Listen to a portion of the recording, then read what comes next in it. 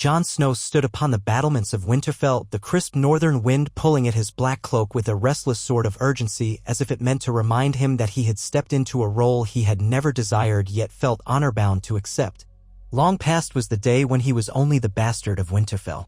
Longer still since his watch had ended on the wall, though it had ended under extraordinary circumstances. The war for the Dawn was over, the White Walkers had been defeated, and the wheel of kings and queens was meant to be broken. Yet here he was, standing in the very seat of House Stark, having been named king in the north and indeed crowned king of a reunited 7 kingdoms under conditions few had expected. It was a role thrust upon him, a responsibility heavier than any sword he had ever wielded. The realm was fractured, from the riverlands to Dorne, from the battered remains of the Crownlands to the Iron Islands. Each corner of Westeros had tasted chaos. The last Targaryen dragon, Daenerys, had fallen, some would say by Jon's own hand, though that truth was complicated. She had spared nothing in her final wrath, leaving King's Landing a shattered husk. But her death, terrible as it was, had allowed the scattered lords and ladies to look upon Jon Snow and see a man worthy of the crown. He had Targaryen blood, true, perhaps more Targaryen blood than any other living soul, though he found no joy in that. In the end, the North had named him their king, and the other regions, exhausted and desperate for peace, followed suit. Jon was crowned before the weirwood of Winterfell, his face as grave as the bark of the old white tree, while the red leaves whispered secrets only the old gods could know.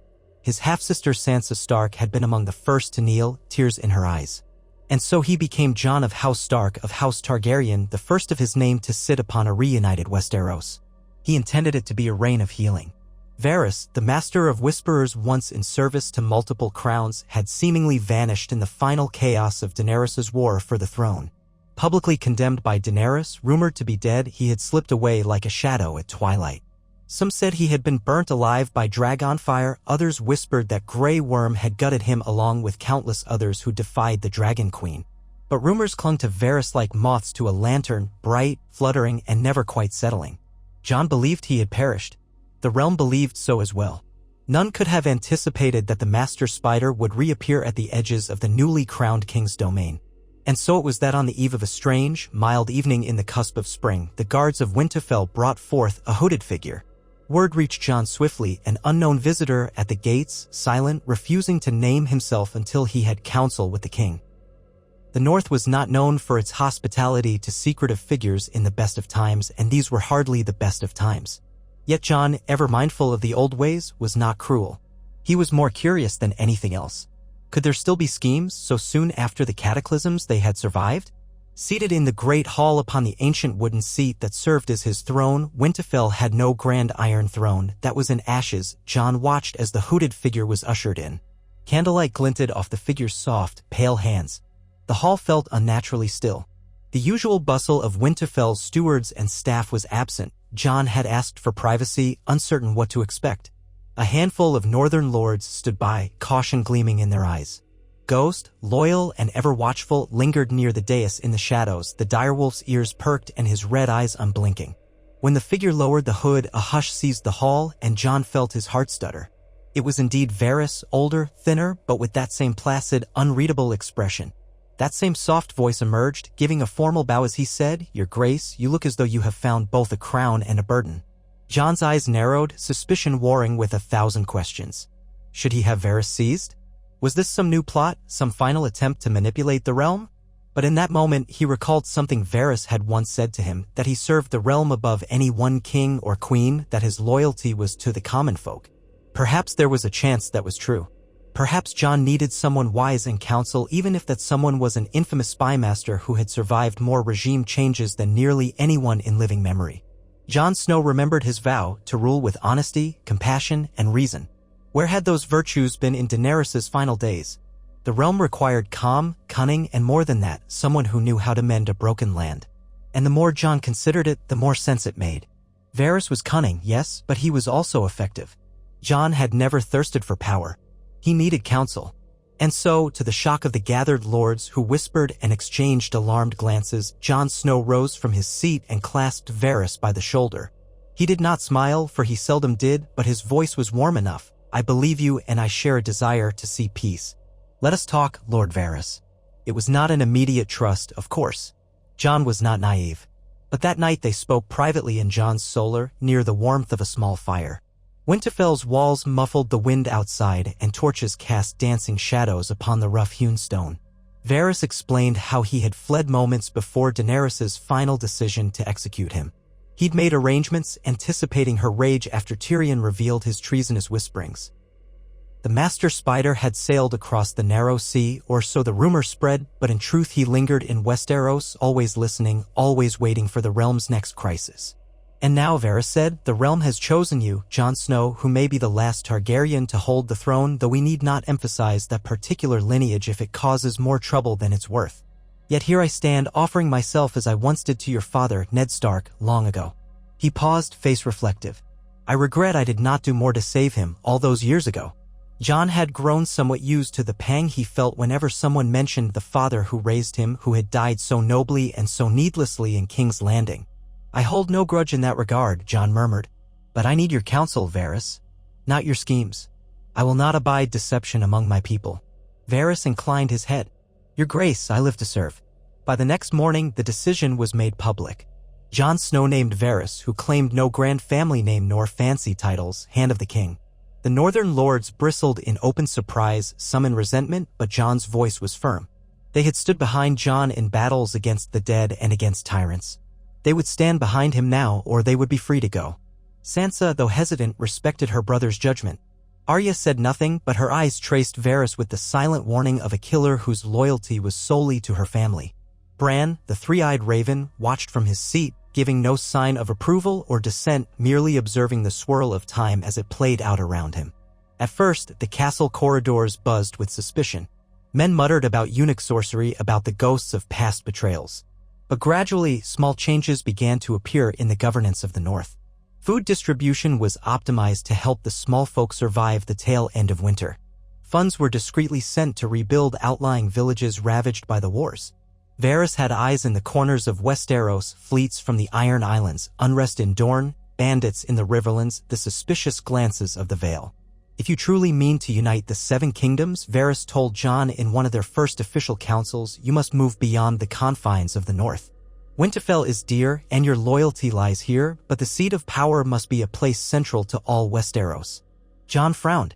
King's Landing is a ruin. The Red Keep is barely standing. Tens of thousands died. He drew in a breath. I've seen enough of that city's darkness for a lifetime. Indeed. Varys folded his hands before him. Yet it is the symbolic heart of the realm. If you abandon it, you risk letting the realm drift into fragmentation once more. A capital in ashes is still a capital. It can be rebuilt.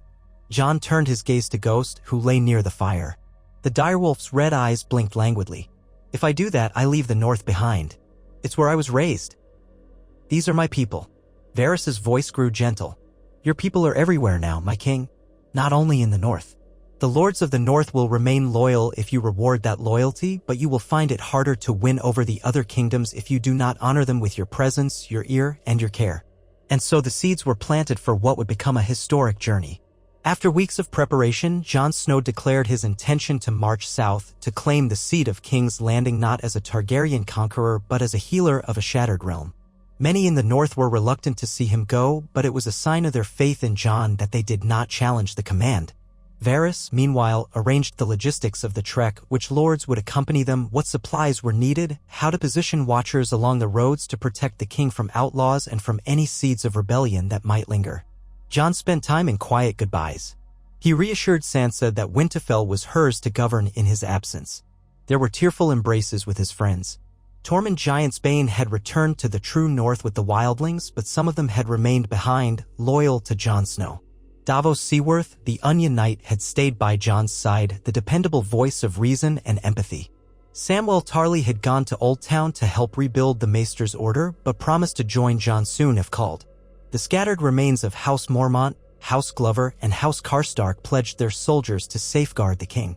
At last the day came when the king's party set forth from Winterfell. Snow still dusted the courtyard, though it was early spring. Jon rode out at the head of the column on a dark stallion, Ghost trotting at his side.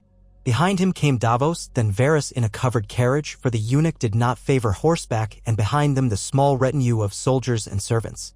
Arya vanished that morning, as she often did, leaving only a note that she would meet them again when the time was right. Sansa watched from the ramparts, proud yet pensive, wrapped in a fur cloak. The farewell was silent but powerful.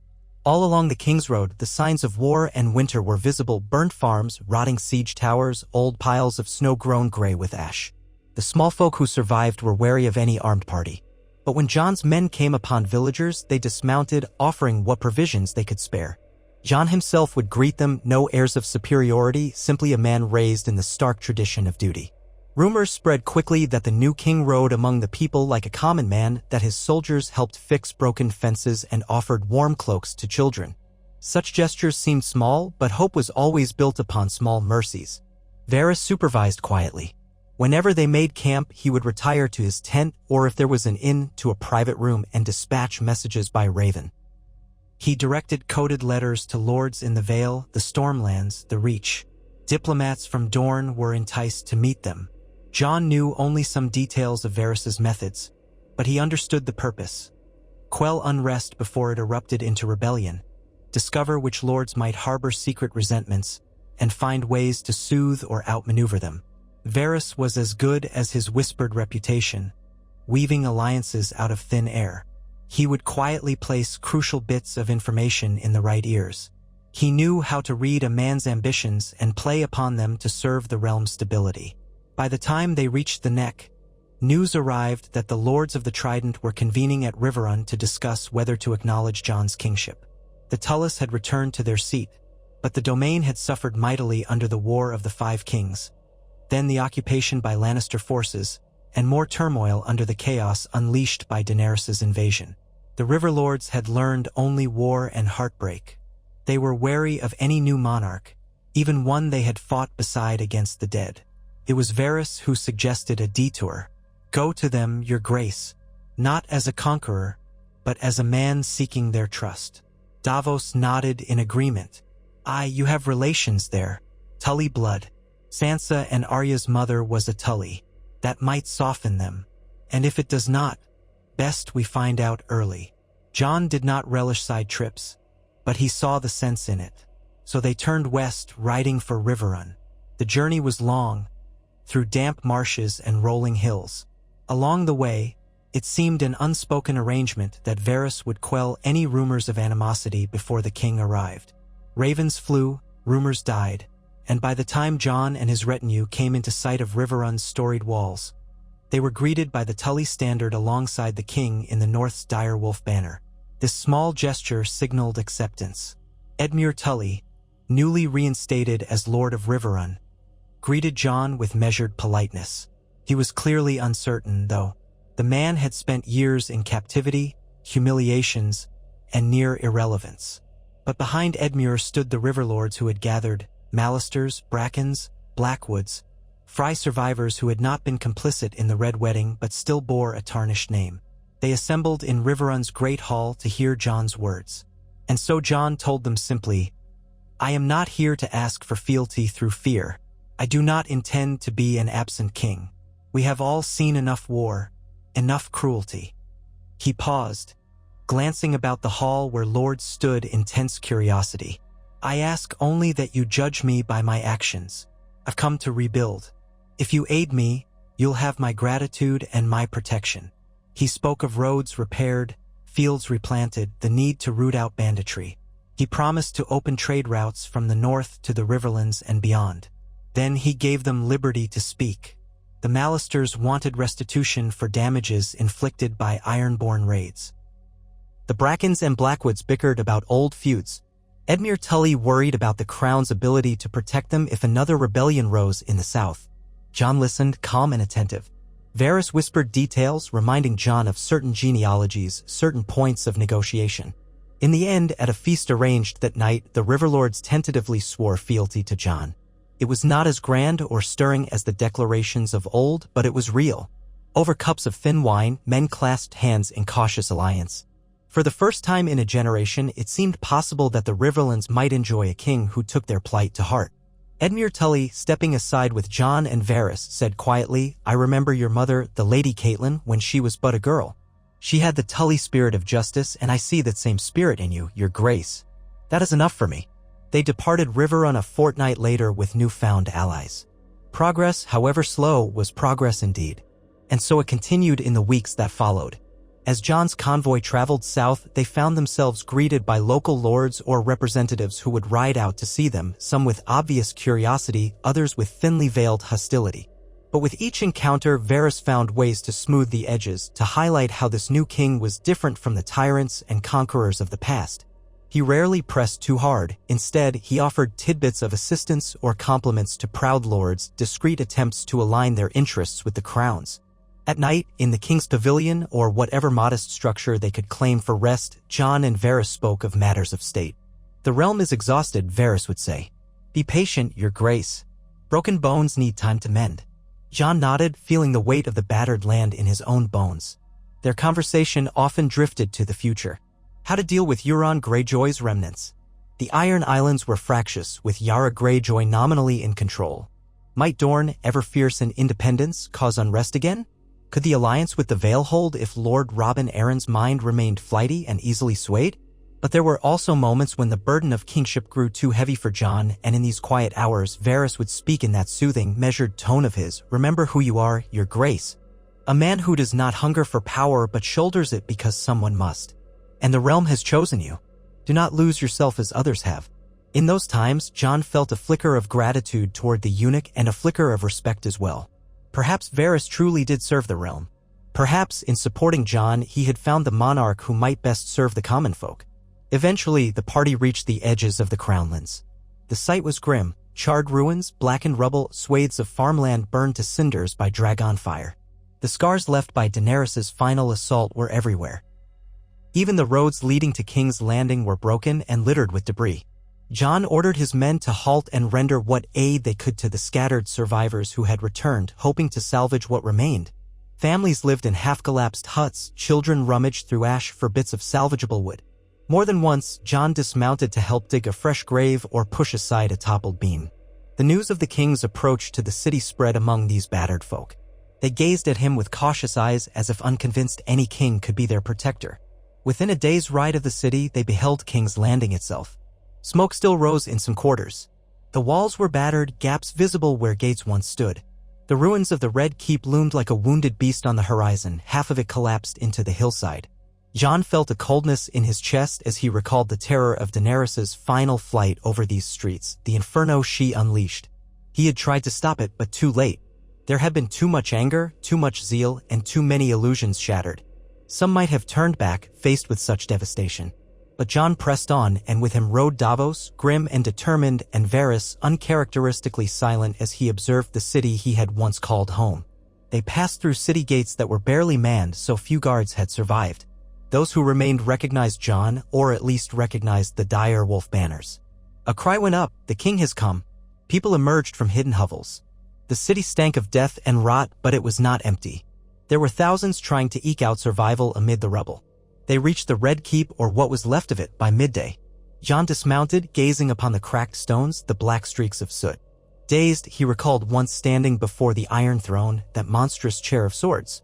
It had melted under dragon fire, an unintentional realization of Daenerys' vow to break the wheel. Now there was only twisted metal and half-buried shards of blades. Varys moved to Jon's side. "It is worse than I feared," he whispered. "But it can be rebuilt. It must be rebuilt. The city is still the heart of the realm, no matter how damaged." Jon squared his shoulders. "Then rebuild we shall." Without pause, Jon ordered camps to be set up in the courtyards that still stood. Carpenters began building makeshift huts.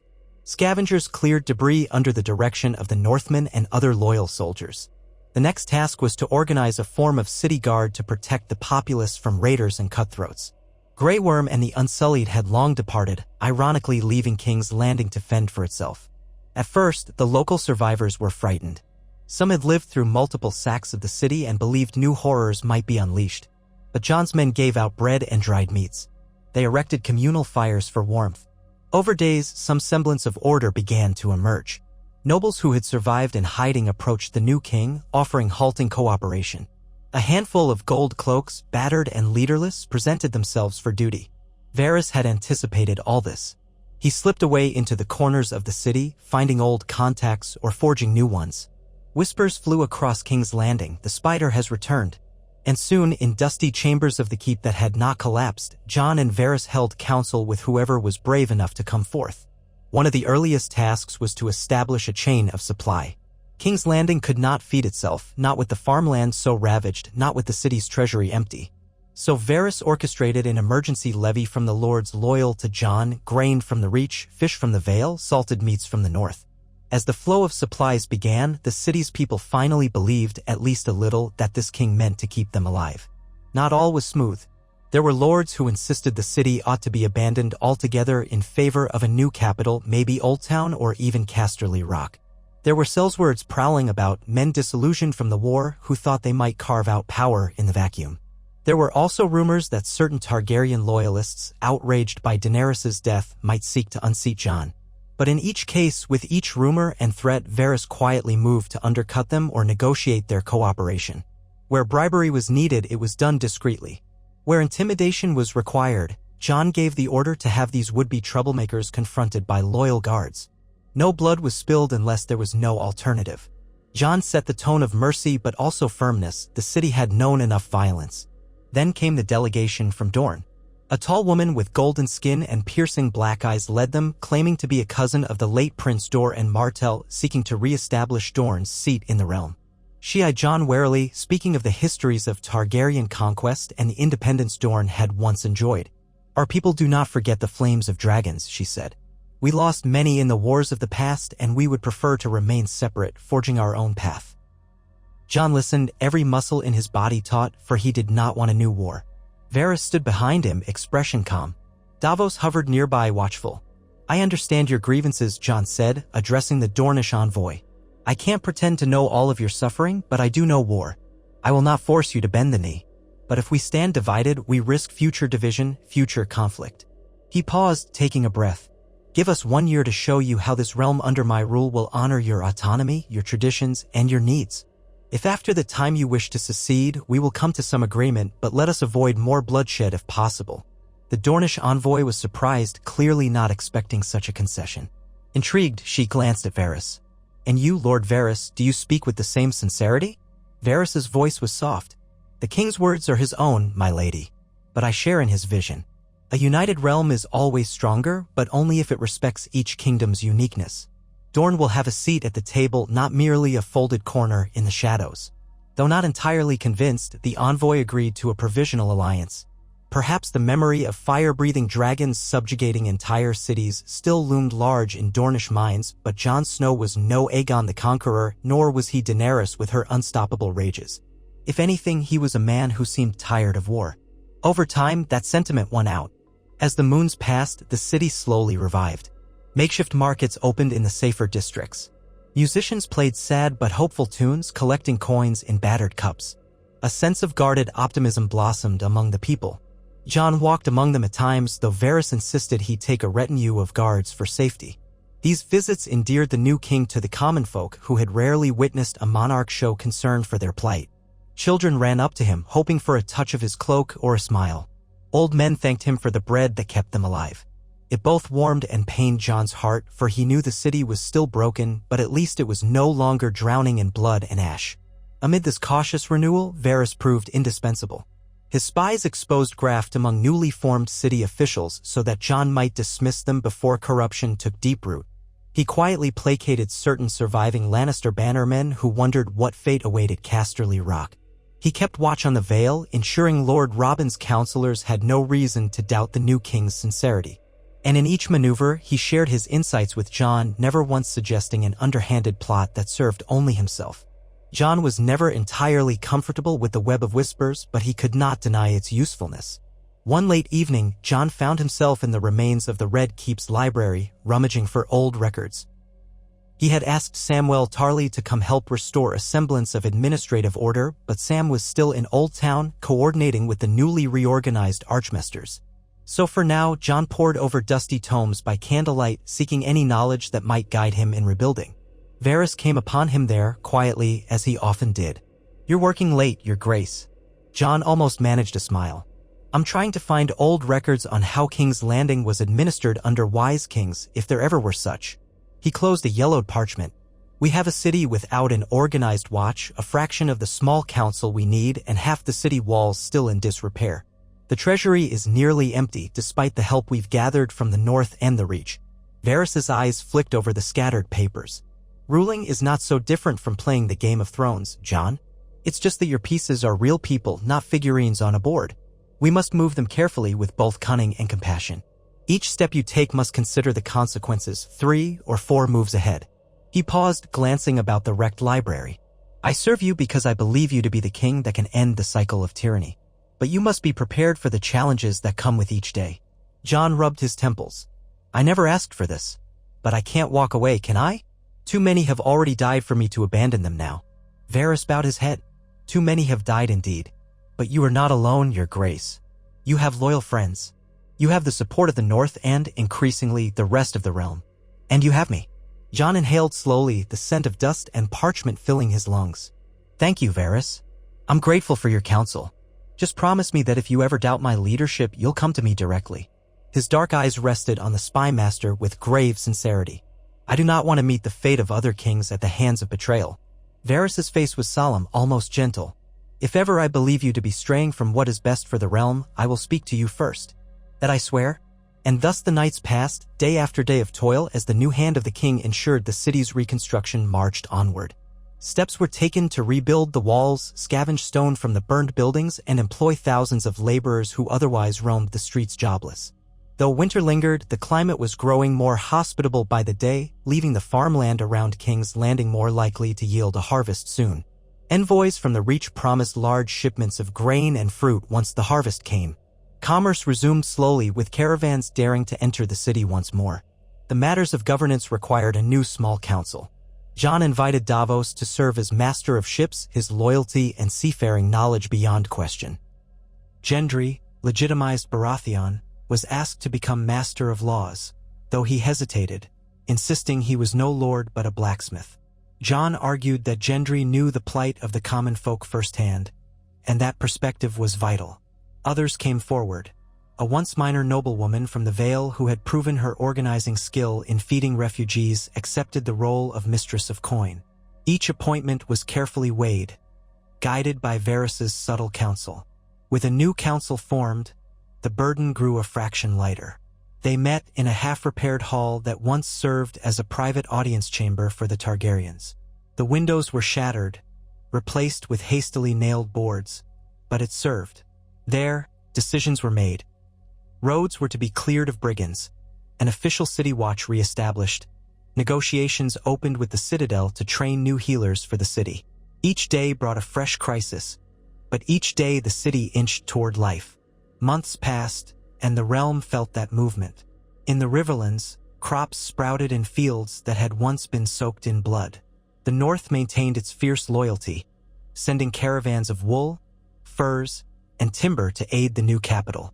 Word came that Yara Greyjoy had seized control of the Iron Islands, promising not to raid the North's coast so long as certain trade routes were open to her. Jon consented, but demanded that no reavers spill northern blood. Varys carefully watched that agreement, sending ravens to his contacts among the Ironborn to confirm compliance. Nor was it all peace. Outside the city, rumors spread of discontented pockets of men who had served Cersei or Euron, men who nursed old grievances. A few times, these outlaws tried to raid supply wagons headed for King's Landing.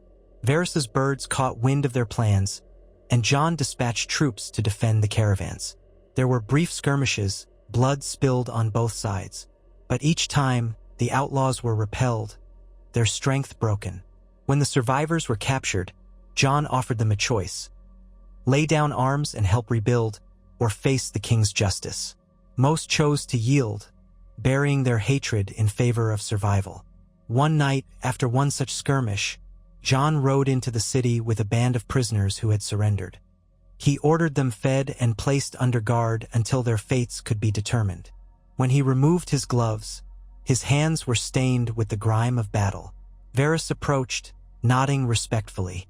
Justice was served, your grace. They were bent on pillage. Jon sighed. I never wanted to kill again, but the realm is not rid of violence just because I sit a battered throne. Varys's expression was sympathetic. Perhaps it never will be fully rid of it, but we must do our part to minimize suffering. Stepping away, Jon handed his reins to a stable boy. Have we heard from the west? He asked. The Lannister forces? House Lannister had been decimated. Cersei's madness had destroyed much of her power, and Tywin's legacy lay in ashes, but some pockets of power still remained around Casterly Rock. There is a new generation there, Varys said, young lords who seek to rebuild their fortunes without the overshadowing legacy of Cersei or Tywin. They would be open to cooperation given the right assurances. Jon considered. Send them the same message we sent the others. We hold no grudge, but we expect loyalty to the crown, or at least no open defiance. As you command, your grace. Varys turned and vanished into the swirl of the courtyard, heading off to pen his ravens. Time took on a strange rhythm.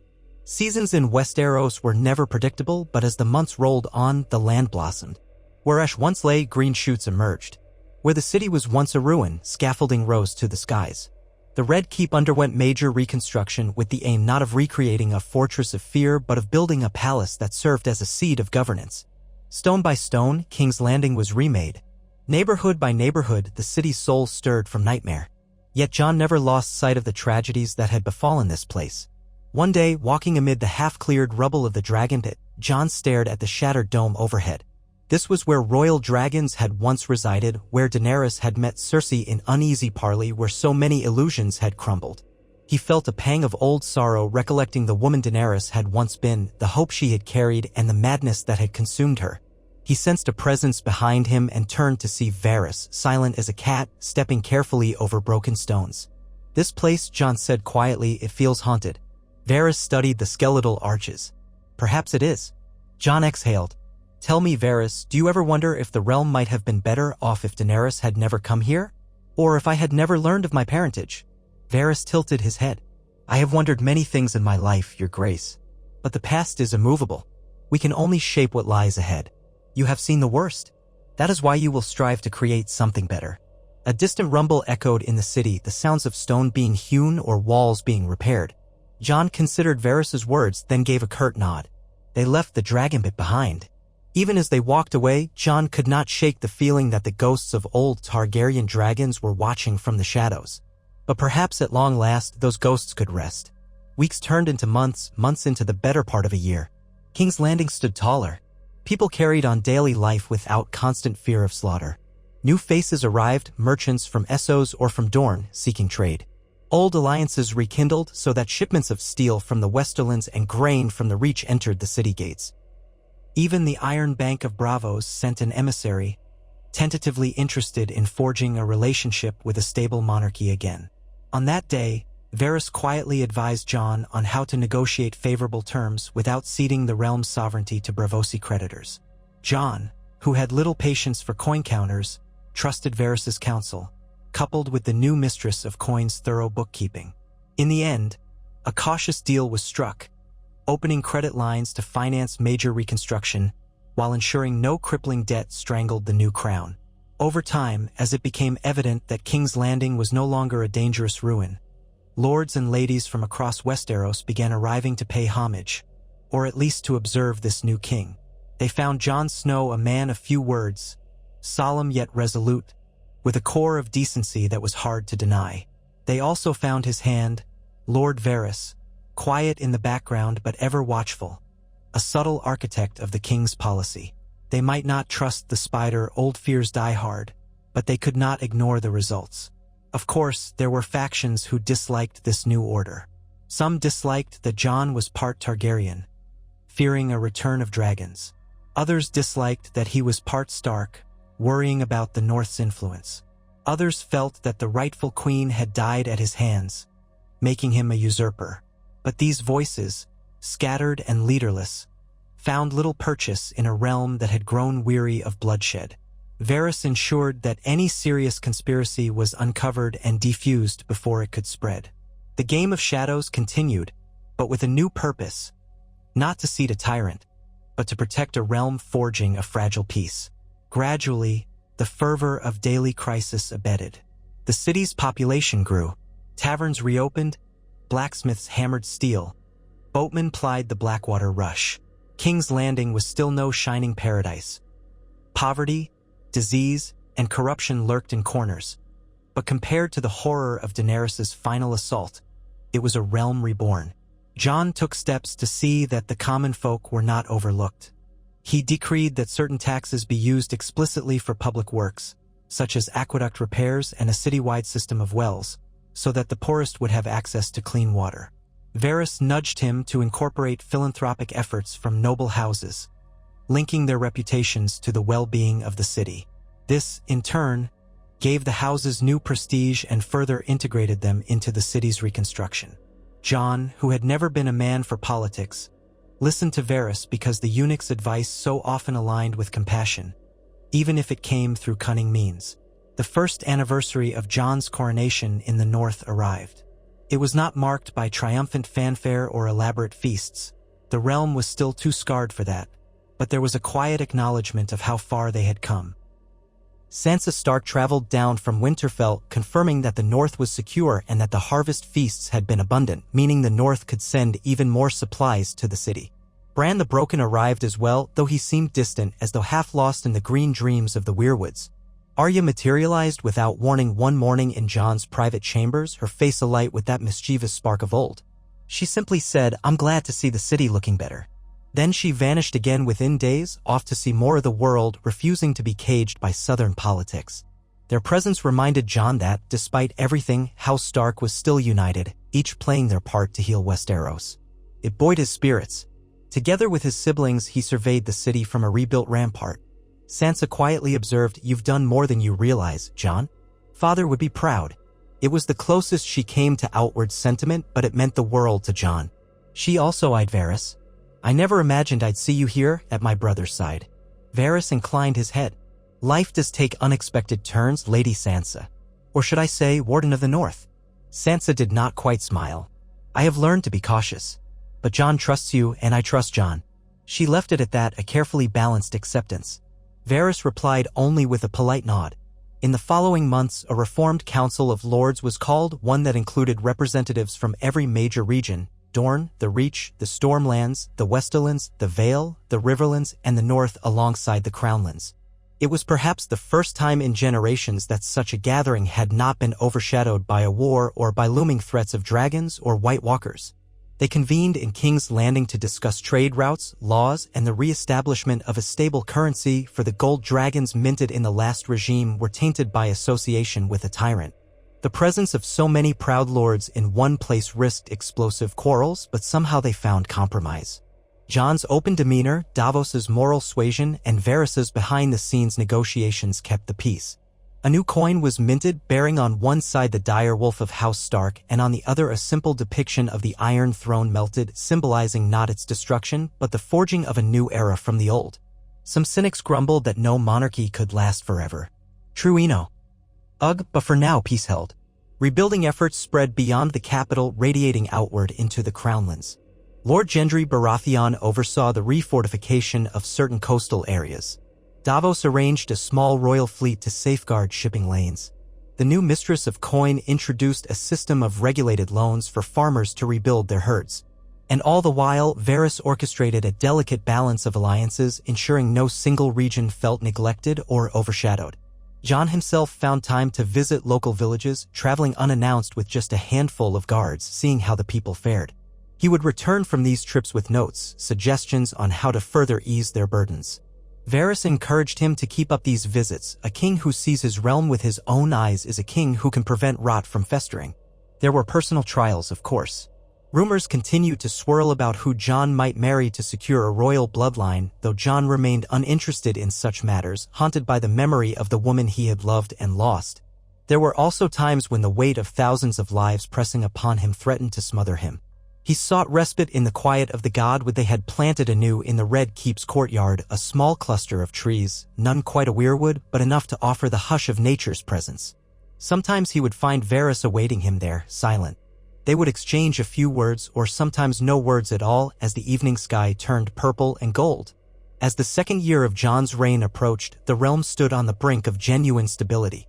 The name Jon Targaryen was seldom used. To most, he was King Jon Stark, or simply King Jon, for he made no show of dragon heritage.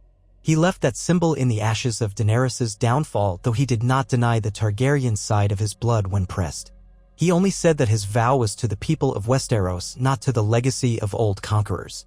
Such talk earned him admiration from commoners and mild exasperation from purists.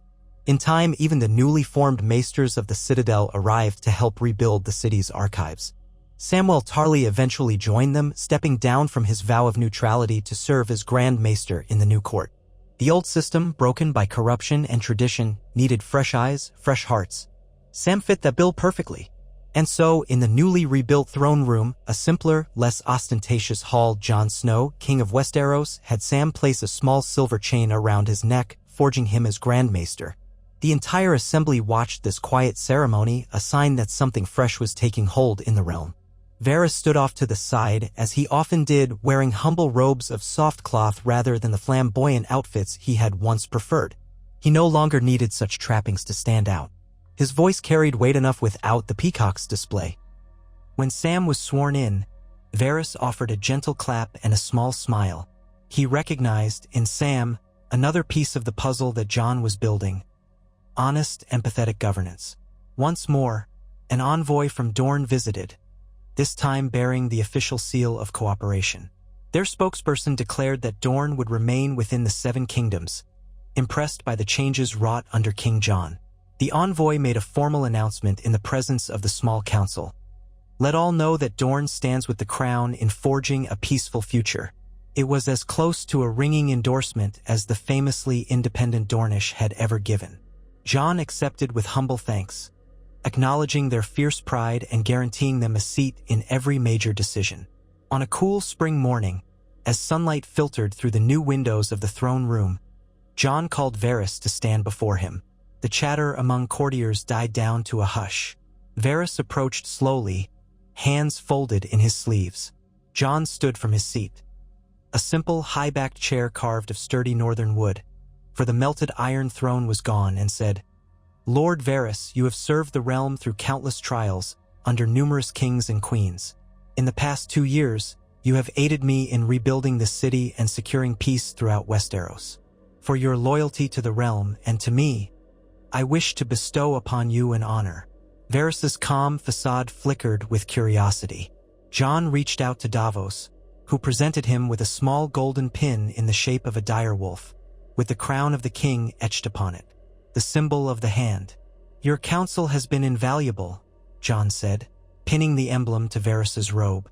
"For as long as this realm stands under my rule, let it be known that your devotion to peace and prosperity is recognized." The gathered lords and ladies broke into a polite applause, though some more hesitantly than others. Varys bowed low. "I am humbled, your grace. I have only ever sought to serve the realm to the best of my ability." Jon inclined his head in acknowledgement. "We still have much to do. I look forward to continuing our work together, my lord hand." And so the pact between these two men, one a reluctant king of both Stark and Targaryen blood, the other a master of whispers who had survived every upheaval, solidified in the open air. The days and weeks to follow saw them push onward with reforms, from establishing fairer courts to standardizing the training of gold cloaks to prevent abuses of power. Varys's little birds brought forth evidence of corruption when it arose, allowing the king to stamp it out quickly. Where Jon's natural honesty might have left him vulnerable, Varys's sharp understanding of mortal ambition protected him. Where Varys's cynicism might have led him to Machiavellian manipulations, Jon's moral center kept them on a righteous path. Together, they formed a balance that Westeros had seldom seen. Over time, the rumor of a new golden age began to spread, albeit quietly, among the small folk. Few dared to proclaim such a thing openly. After all, history had taught them that kings and queens could quickly descend into madness or tyranny.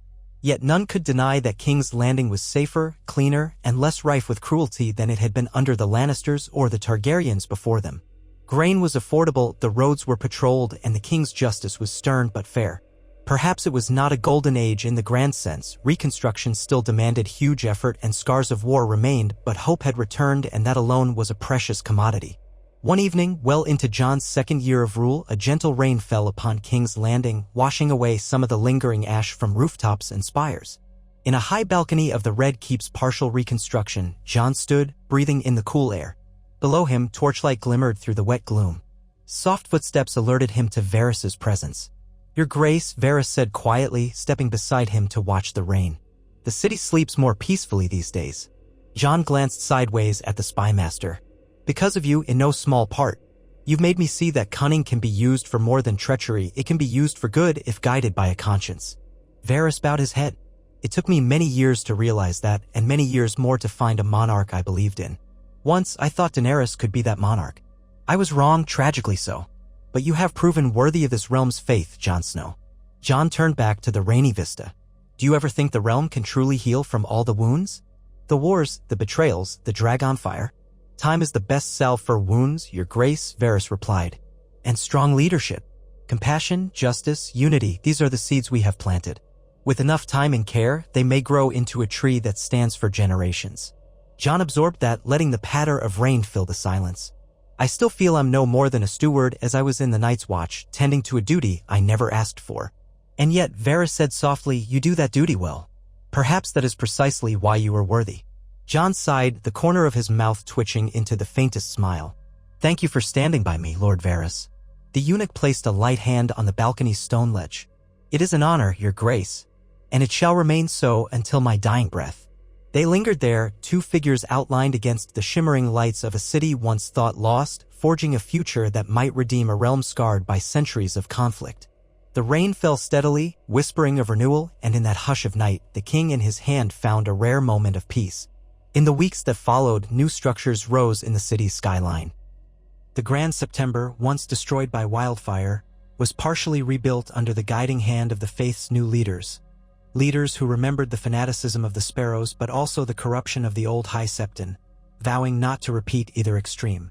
The City Watch grew more disciplined, thanks to rigorous training programs. Laws were codified in writing for the first time in many years, posted in public squares so that commoners could see what was expected of them and what they could expect in return. Jon also encouraged the forging of cultural ties between regions. Festivals were held where Dornish wines were celebrated beside northern mead. Tournaments were cautiously reintroduced, though without the deadly extravagance of past kings. These were displays of skill and camaraderie more than brutality. In each instance, Varys found ways to invite lords from every corner of Westeros, fostering unity under the crown without a single drop of dragonfire. Those who doubted were not persecuted or silenced. Jon would hear their complaints and attempt to address them. More than once, a fiery speech from a disaffected lord was met with calm explanation or a fair compromise. Some might label it weakness. Others saw it as a new brand of leadership, one that reigned in pride for the sake of peace. That was, of course, Jon Snow's character. Quiet strength, shaped by tragedy, sharpened by duty, softened by empathy. And behind him, with cunning that had toppled tyrants, stood Varys, ensuring that compassion did not equate to vulnerability. Now and then, at the high table of a feast or in quiet strategy sessions, Jon would notice Varys's gaze upon him, assessing, pondering, but seemingly content. Perhaps Varys was truly satisfied at last. Perhaps in Jon Snow he had found the monarch whose ascension had been Varys's lifelong design. Not a vain conqueror but a reluctant hero, whose every instinct was to protect the realm. In time, the rest of Westeros recognized the new balance of power. A second great council was proposed, not born of war but of the king's invitation to discuss the realm's future. He sought input on how to pass the crown when his time ended, so that no new Targaryen madness or petty civil war might erupt. This alone spoke volumes about Jon's approach. He was willing to curtail his own line's absolute succession if it meant stable governance. Sansa Stark, Edmure Tully, Gendry Baratheon, Yara Greyjoy, the new Prince of Dorne, and other figures all attended. After much debate and the smoothing hand of Varys behind the scenes, they agreed to a hybrid system. The crown could be inherited, but should the line fail or produce a monarch deemed unfit, the lords of Westeros had the power to appoint a new sovereign. It was a radical shift in a land that had known only absolute monarchical succession. Yet enough trust existed in Jon's reign that it passed into law without swords being drawn. Varys later found Jon alone in the courtyard, giving water to a stable-hands pony. "Your Grace, you have changed the very nature of the monarchy," Varys remarked, tone laced with admiration. "Are you certain of this path?" Jon stroked the pony's mane. "I am. No man or woman should wield power unchecked. Too many have suffered for a single person's ambition. If I can ensure that does not happen again, I will. He turned to Varys, giving the slightest shrug. I doubt the realm will ever be perfect, but we can at least give them a chance to choose or remove a monarch who fails them. The Master of Whisperers nodded. Tyrants will find it more difficult to rise, or so we hope. You have sown seeds of accountability. Let us pray they take root. Jon nodded, handing the reins back to the stable hand, who bowed in awe of standing so near the king. The pony snorted softly. That's all we can do, Varys, try to give the people a voice. And so the realm continued to heal. The ghosts of old conflicts lingered, yet each day they seemed more like shadows in the corners of memory rather than looming threats. It was a precarious peace, to be sure, but it was peace nonetheless. The lords cooperated, some out of genuine respect for Jon, others out of fear of losing what power they had gained if they defied him. Trade flourished, harvests increased, and if not everyone prospered, at least fewer starved. Tyranny had, for the moment, no foothold. By the time the second anniversary of Jon's coronation in King's Landing approached, the city almost looked like itself again, minus the scarring on some older buildings that could never be fully repaired. The populace swelled, with refugees returning from the countryside. Jon declared a day of remission of certain taxes to celebrate the city's rebirth. Banners of the Stark direwolf fluttered in the breeze, joined by banners from the 6 other kingdoms, a sign of unity. Within the Red Keep, the newly constructed throne room, no longer overshadowed by the monstrous Iron Throne, hosted a modest ceremony. Varys stood at Jon's side, wearing the hand's pin as various dignitaries rose to speak of the realm's progress. Some waxed poetic, others practical. Sansa represented the North, speaking in her measured but regal tone, praising her brother's leadership. Davos offered a heartfelt tribute to those they had lost in the wars. Gendry spoke haltingly of how the realm had changed for the better. The Prince of Dorne added a short, sharp comment that while he did not always agree with the crown, he respected it. When at last the ceremony concluded, Jon rose. Silence fell. He wore plain black leathers, the stark cloak of wolf-gray around his shoulders, no crown upon his head. In a steady voice, he addressed the assembled. I am not my ancestors. I am not Ned Stark, though I strive to honor him. I am not Daenerys Targaryen, though her blood runs in my veins. I am Jon, a man who was raised a bastard, who served in the Night's Watch, who fought the dead, and who has stood here in this city to see it rebuilt. I pray I have served you well, and I vow to continue. He paused, his voice quieting. The realm belongs to all of us. If I fail you, speak, and I will listen. If you prosper, know that the throne's duty is to protect your prosperity. Applause rose, hesitant at first, then building.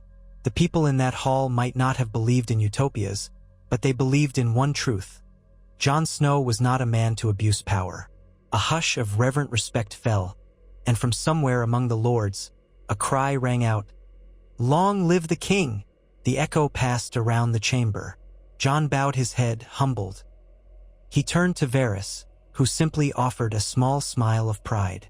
Later that evening, feasts were held in various parts of the Red Keep. Musicians played lively tunes. No expense was spared on the ale and wine, though Jon himself drank sparingly. In a corner of the banquet hall, between warm braziers, Jon and Varys found a quiet moment to speak.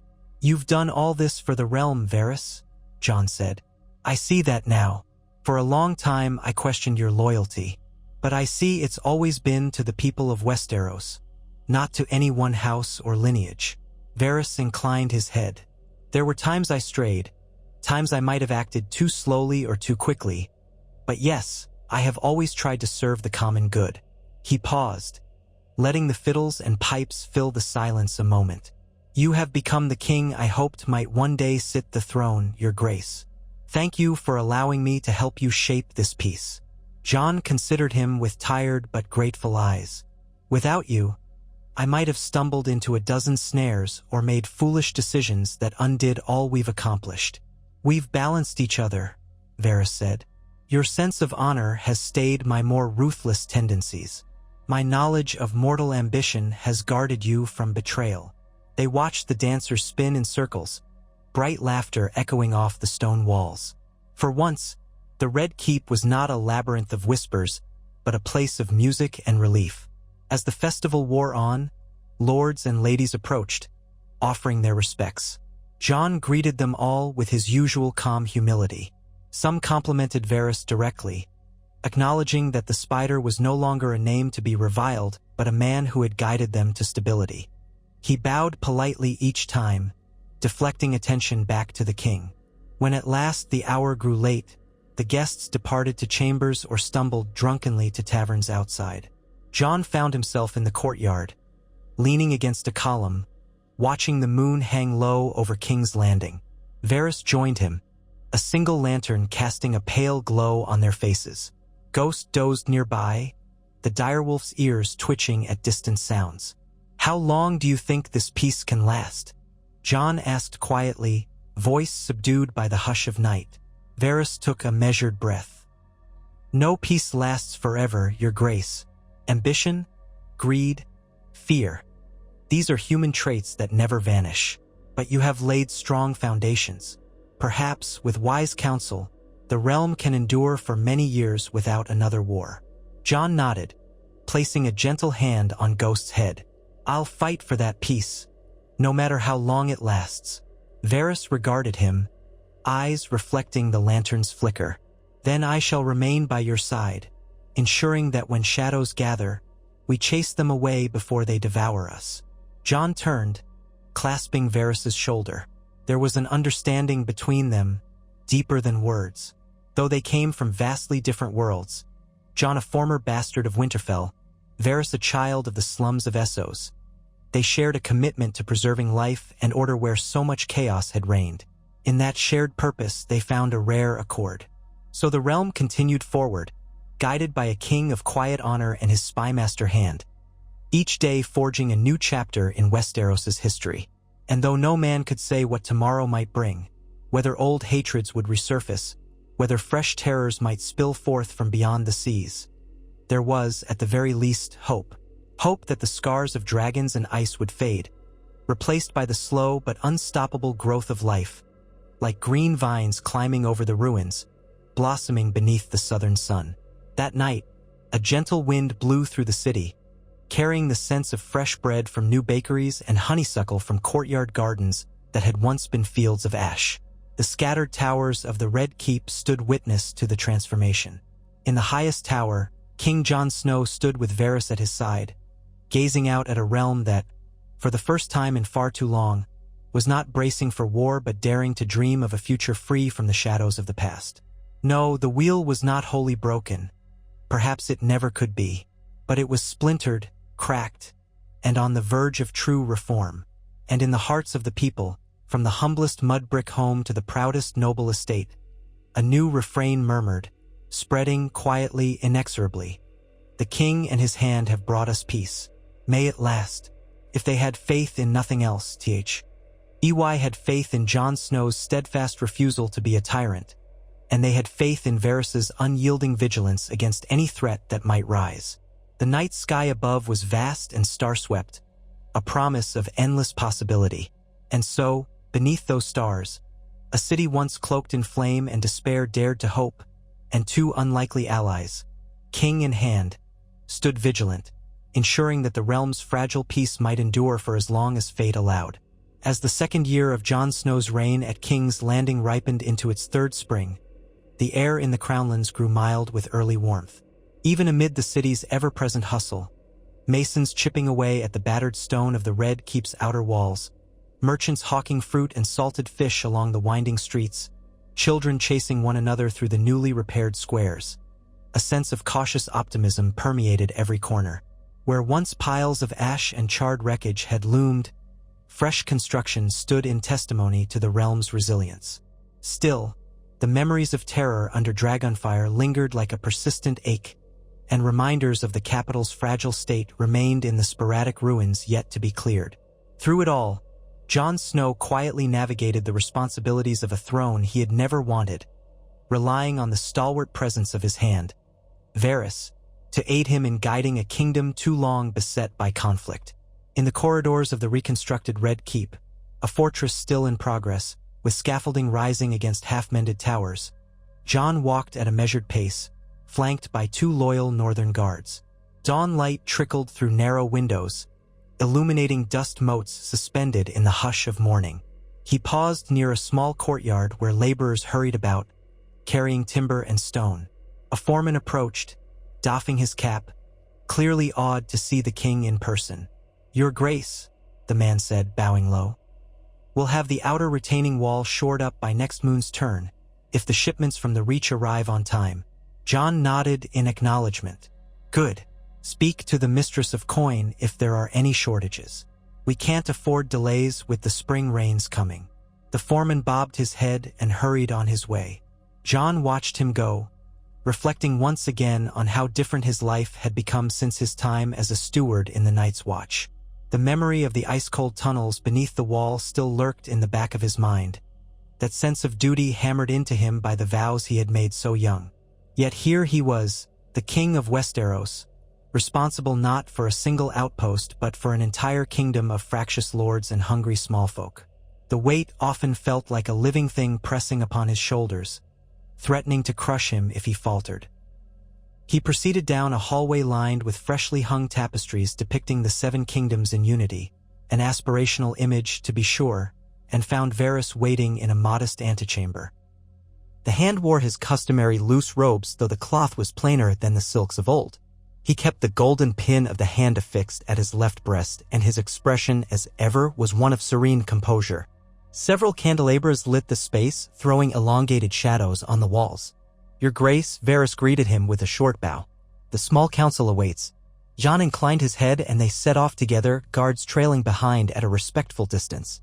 Within moments they reached a newly refurbished council chamber, once a half-collapsed ruin, now restored with stout beams overhead and newly hewn chairs set around a thick wooden table. The table itself was unadorned, a far cry from the lavish furnishings of previous monarchs. Jon preferred its practicality. Awaiting them were the familiar faces of Davos Seaworth, Gendry Baratheon, the Mistress of Coin, Lady Diana of the Vale, and Grand Maester Samwell Tarly. Others came and went depending on the issues at hand. This morning, the conversation concerned trade routes, road maintenance, and the continuing plan to unify the realm's coinage. Outside, light rain had begun to patter against the shutters, a gentle backdrop to the hush of serious discussion. Davos stood as Jon and Varys entered, bowing in an understated show of respect. Despite his elevated station as master of ships, the Onion Knight still kept a humble demeanor. Scars and wrinkles lined his face, carved by years of hardship under multiple kings. Gendry Baratheon wore a serviceable doublet, seeming almost embarrassed by the more refined trappings of his lordship. Lady Diana's dark hair was pinned in a single coil, and her eyes followed Varys with guarded admiration. She knew that without the hand's clever negotiations, the Vale might have remained aloof and uncooperative. Samwell, for his part, fiddled with the new silver link in his chain, reminding himself that he was indeed Grand Maester, a role he found both exhilarating and daunting. "Good morrow, everyone," Jon said quietly, taking his seat at the head of the table. "Let's begin." Varys settled beside him, hands folded in his sleeves, eyes watchful. The conversation kicked off with a report from Lady Diana regarding the inflow of coins from newly reopened trade routes. Overland caravans were bringing goods from the riverlands and the westerlands, and by sea, thanks to Davos's oversight, ships from the free cities had begun docking again at King's Landing. Many of these vessels bore precious metals, spices, and other luxuries that had become scarce after the war. The bustling ports signaled the kingdom's resurgence, but also raised concerns about security. Gendry pointed out that the city watch was still stretched thin, as some neighborhoods had yet to be fully cleared of rubble. "I'm recruiting as fast as I can," Gendry explained, glancing at Jon. "But we need more arms, more training. We don't want a repeat of the old gold cloak's abuses, so we're vetting recruits carefully. That takes time." Jon nodded. "You're doing well, Gendry. Better to have fewer, well-trained city guards than more who might turn on the people. Keep at it." Next, Samwell spoke of a new system of public health measures, encouraging latrine pits at safe distances from wells, instructing the small folk on basic cleanliness, distributing herbal remedies in the poorer districts. "It's not the grandest undertaking compared to rebuilding walls, but it's vital," Sam said, his voice earnest. "Disease can spread quickly in a city that's still partially in ruins." Jon gave him an appreciative look. "I trust your judgment, Grand Maester. Do what you must to ensure we don't fall to a plague after surviving Dragonfire and war." Varys contributed sparingly, his commentary always measured. He signaled the next item. "We must also look to the Stormlands. Word is that some lords there bristle at the idea of new taxes, even modest ones, to fund King's Landing's reconstruction. They resent that they must pay for a city that once belonged to House Targaryen or House Baratheon, depending on perspective. They forget, perhaps, that the city now belongs to all of Westeros under your grace's rule. Jon's brow furrowed, but Davos interjected. I've some roots in the Stormlands, more or less. Stannis was my liege once. I can travel there and speak to them if you think it wise. A personal appeal might go further than ravens and proclamations. Jon exhaled in relief. That's a good thought. I would appreciate it if you'd go, Davos. Remind them that the crown is no longer a tyranny, nor is it an external force demanding coin without giving back. The city we rebuild is a seat for all the kingdoms, not just the Targaryens or Starks. Davos nodded, resolved. I'll leave within the fortnight. With that decided, the meeting wound down, each member receiving tasks or offering final insights. When the small council dispersed, Varys lingered, reading the subtle tension in Jon's posture. The king had been quieter than usual, eyes drifting as though pondering some new weight. They adjourned to Jon's private solar. The chamber overlooked a courtyard where a statue of a direwolf, newly carved from pale stone, stood sentinel amid fresh plantings. Ghost was dozing in a patch of sun near the statue's base. The direwolf had taken quickly to the warmer clime of the south, though some nights he still prowled the corridors, reminding the inhabitants of the keep that a piece of the north was forever present. Jon slipped off his cloak and hung it on a peg by the door. He gestured for Varys to sit by a small table bearing a jug of watered wine and 2 cups. They both took seats. Jon spoke first, voice subdued. These storms in the Stormlands, if they escalate, we might see rebellion from discontented lords, or at least an effort to undermine the crown's authority. We've had peace for 2 years, but peace can be tenuous. Varys poured a small measure of wine. Better we address the discontent directly. Ser Davos is well liked by many of the Stormlords, or at least respected. They recall his loyalty and how he tried to save as many as he could from the madness of the wars. Jon clasped his hands, gazing out the window. The sky beyond was brightening, the drizzle lifting to reveal a patchwork of pale blue. I keep waiting for the other shoe to drop, Varys. We've built something precariously stable here, but we both know that power attracts ambition like rotting meat attracts flies. It does, Varys agreed softly. But I will remind you again, your moral compass anchors you against corruption. The people sense it, the lords sense it too. They might chafe under taxes or new regulations, but they do not fear you. For the first time in a long time, Westeros sees a king whose first instinct is not to burn or behead dissenters. That alone buys us time. Jon sighed. Time might be all we need. If we can survive these next few years, maybe the realm will trust enough in the reforms that it becomes self-sustaining. A dream, perhaps? Varys tilted his head, offering a small, measured smile. Dreams sometimes come true with the right will behind them. A knock at the door broke the moment. It was a messenger bearing a letter, the seal of House Martell pressed into orange wax. Jon accepted it, scanning the contents while Varys waited patiently. When Jon finished reading, his expression was thoughtful. Dorne invites me to attend a festival honoring their history of resistance against Dragonfire, and they specifically request that I come as a friend, not as a conqueror. He set the letter aside. A symbolic gesture, to be sure. The alliance with Dorne has always been the most tenuous part of the realm. Do you think I should accept? Varys considered. Yes, with caution. Showing respect to their traditions will strengthen our ties. I'd advise bringing a modest retinue, perhaps only a few dozen men, so it's clear you're not marching into their domain as an overlord. Let them see you as the king who values their independence and autonomy, not the ghost of Targaryen conquest. Jon nodded. So be it. When Davos returns from the Stormlands, I'll set forth. I'll take Sansa too if she's willing. She's grown adept at diplomacy, and the Dornish might welcome the presence of the Lady of Winterfell. It shows the rest of the kingdoms stand with me. Sansa Stark had lately come and gone between King's Landing and Winterfell, forging political ties and ensuring the North's voice was never ignored. Jon suspected she might be curious to see Dorne, one of the few places in Westeros she had never visited. He made a mental note to send a raven to her that afternoon. Several days later, the capital buzzed with new tidings. The rumored tensions in the Stormlands showed signs of settling, if only because Davos had swiftly departed with words of conciliation. Meanwhile, the city prepared for the king's eventual departure south. The roads were safer than they had been in years, though pockets of bandits still lurked, especially in the remote hills. For that reason, Jon instructed Gendry to maintain watch patrols along the Rose Road and the King's Road junctions. Varys used his network of informants to track any stirrings of outlaw activity or political sabotage. So far, the realm remained calm. When the day arrived for Jon to embark, the morning sky was a pale silver over King's Landing. A small caravan formed in the Red Keep's main courtyard, a handful of knights sworn to House Stark, a wagon carrying supplies and gifts for the Dornish rulers, and a trio of northern huntsmen who had journeyed south to serve as personal guards.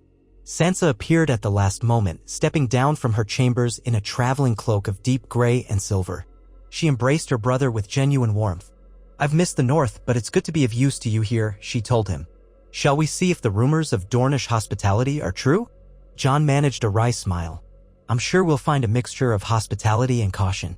We always do." They set off by mid-morning. The city watch saluted as they departed, and clusters of small folk gathered along the streets to catch a glimpse of their king, many of them shouting well wishes or curious questions. Jon responded with polite nods, keeping his face neutral. Sansa, however, found herself quietly moved by the sight of ordinary citizens looking upon them without fear. For so long, the capital had lived under one threat or another, from the Lannisters' cruelty to the High Sparrow's fanaticism to the final dragon fire that nearly consumed them all. Now, at least, peace had given birth to hope. They rode southward along the Rose Road for days, meandering through the once devastated farmlands of the Crownlands, which were steadily recovering. Fields of barley and wheat stretched into the distance, dotted by the occasional orchard or grazing pasture. Villages greeted them with a mixture of curiosity and celebration, offering small tokens of gratitude, a basket of early pears, a flask of local mead. Jon accepted these humbly, always mindful that these were the very people he strove to protect. Their hardships were not forgotten, and his presence among them was meant to reassure. At one modest hamlet, an elderly woman pressed into Sansa's hands a wreath of wildflowers. "For the Lady of Winterfell," she said, her voice trembling with age. "May the gods bless your journey."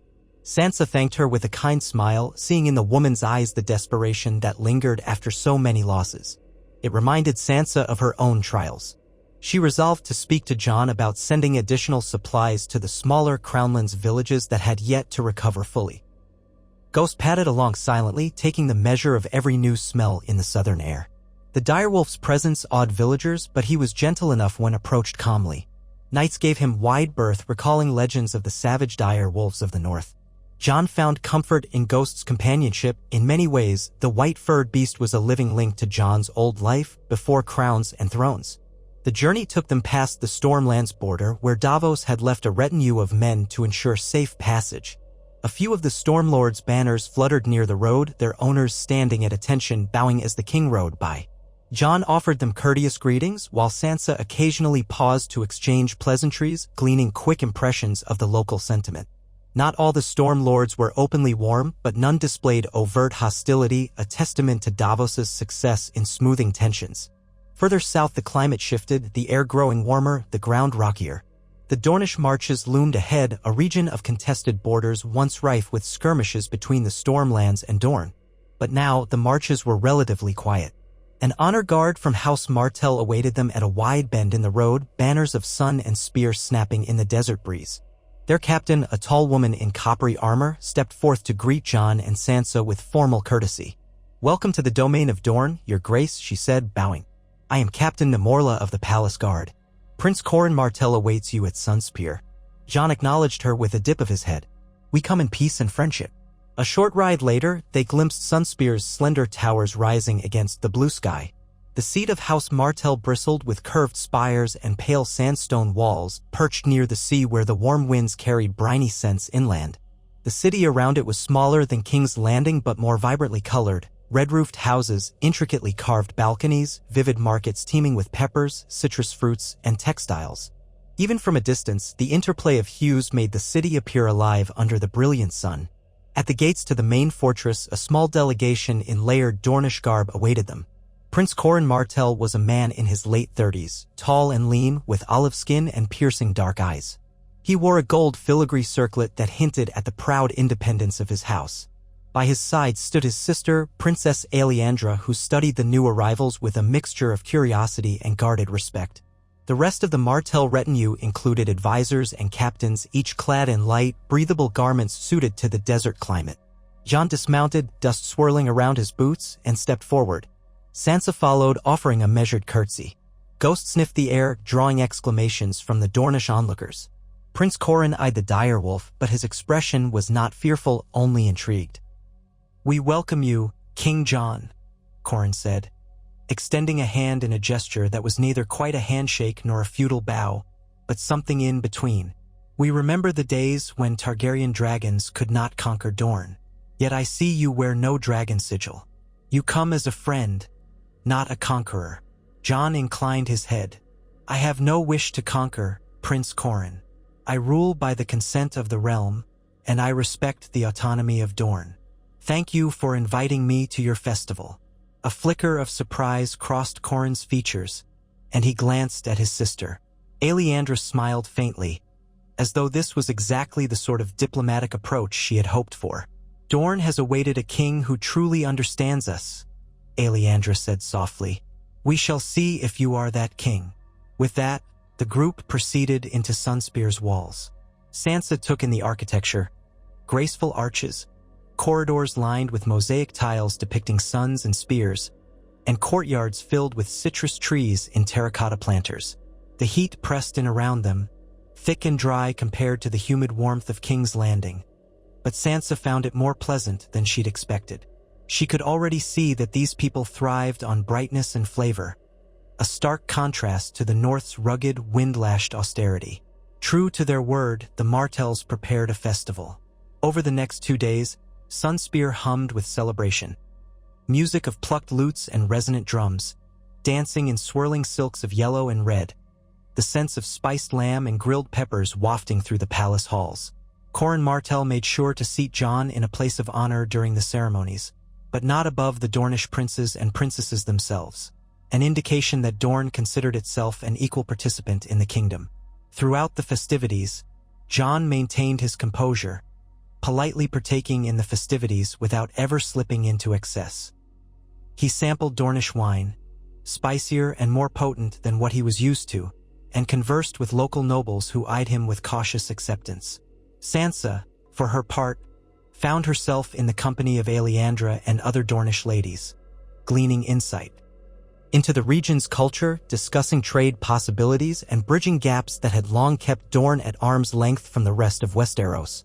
On the third evening, a more private gathering took place within the fortress's shaded garden where pomegranates and lemon trees provided a lush backdrop. Jon, Sansa, Prince Corran, Princess Alliandra, and a select few advisors met to speak plainly about the future of Dorne's relationship with the crown. Lanterns dangled from tree branches, casting flickering shapes on the sandstone walls.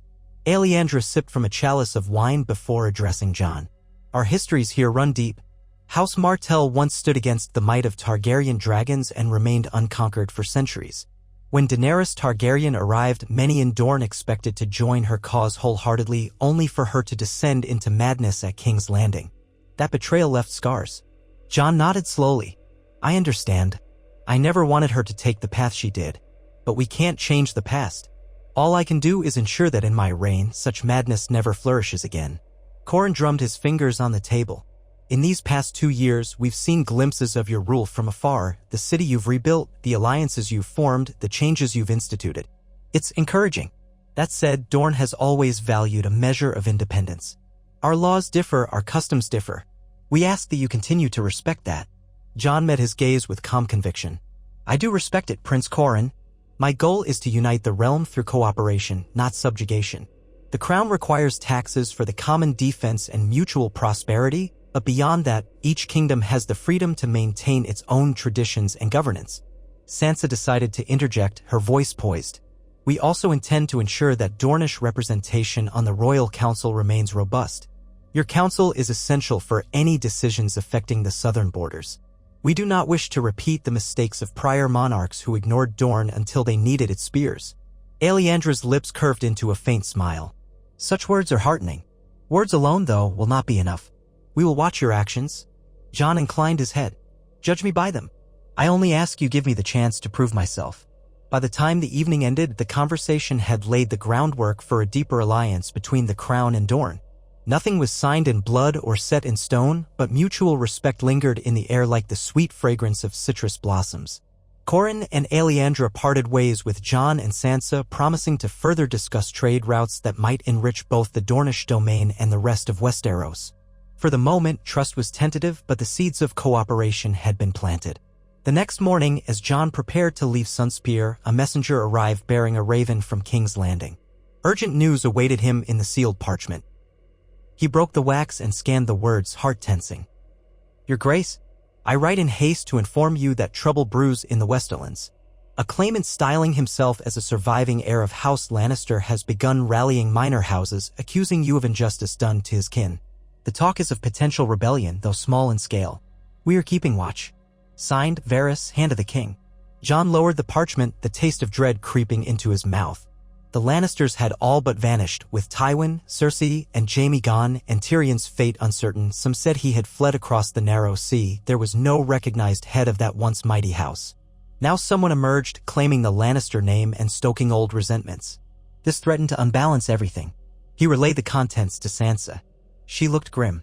We could have guessed that the wealth and pride of the Westerlands would inspire someone to attempt a revival of House Lannister. The question is whether he has enough support to pose a serious threat. Jon folded the parchment. Varys says it's small scale, but small threats can grow if left unchecked. I should ride there as soon as possible. They bid the Martells a hasty farewell. Corin did not seem offended by the abrupt departure. He understood the precariousness of a realm in which old loyalties and grudges shifted like dunes in the desert wind. Jon and Sansa promised to return or send an envoy soon. With that, they rode from Sunspear, traveling swiftly northward through the Prince's Pass, escorted by a token Dornish guard who ensured their safe passage until they reached the Stormlands once more. The trek from Dorne to the Westerlands was long, crossing regions with distinct climates, but Jon refused to delay. He slept beneath tents only when absolutely necessary, urging his retinue forward at a pace that surprised even the stoic northern guards. Sansa kept up, though she often pressed Jon to rest more, concerned about the weariness etched into his face. Yet Jon's sense of responsibility outweighed his need for comfort. At last, they reached the rolling hills and gold-flecked valleys of the Westerlands, where the mines that had once made House Lannister richer than any other house lay. The local lords had lived through ruinous times, the War of the Five Kings, the subsequent battles, and finally the devastation from Daenerys' campaign. Rebuilding was slow, and many families had lost fortunes and loved ones. Into this environment stepped a man named Tommen Hill, an acknowledged bastard of a lesser Lannister cousin who now styled himself Tommen Lannister. Rumor had it he was charismatic, offering promises of a return to the Westerlands' former glory. But rumor also had it that his ambitions were flimsy, built on illusions of grandeur. Still, illusions could become dangerous if they inspired enough desperate men. They found Varys waiting at Ashmark, a castle once loyal to the Lannisters but now uncertain of its allegiance. He received Jon and Sansa in a stark hall lit by torches, the interior walls carved with old sigils of House Marbrand. As soon as Jon dismounted and entered, Varys bowed, though his eyes held a grave expression. Your Grace, Lady Sansa, Varys said quietly, leading them to a private chamber. I've gathered as much intelligence as possible. Tommen Lannister has about 200 men, perhaps fewer, mostly younger sons and knights who served House Lannister in the past. They are disgruntled with your rule, claiming you showed no mercy to Cersei or Jaime and that you let the city burn without saving the queen.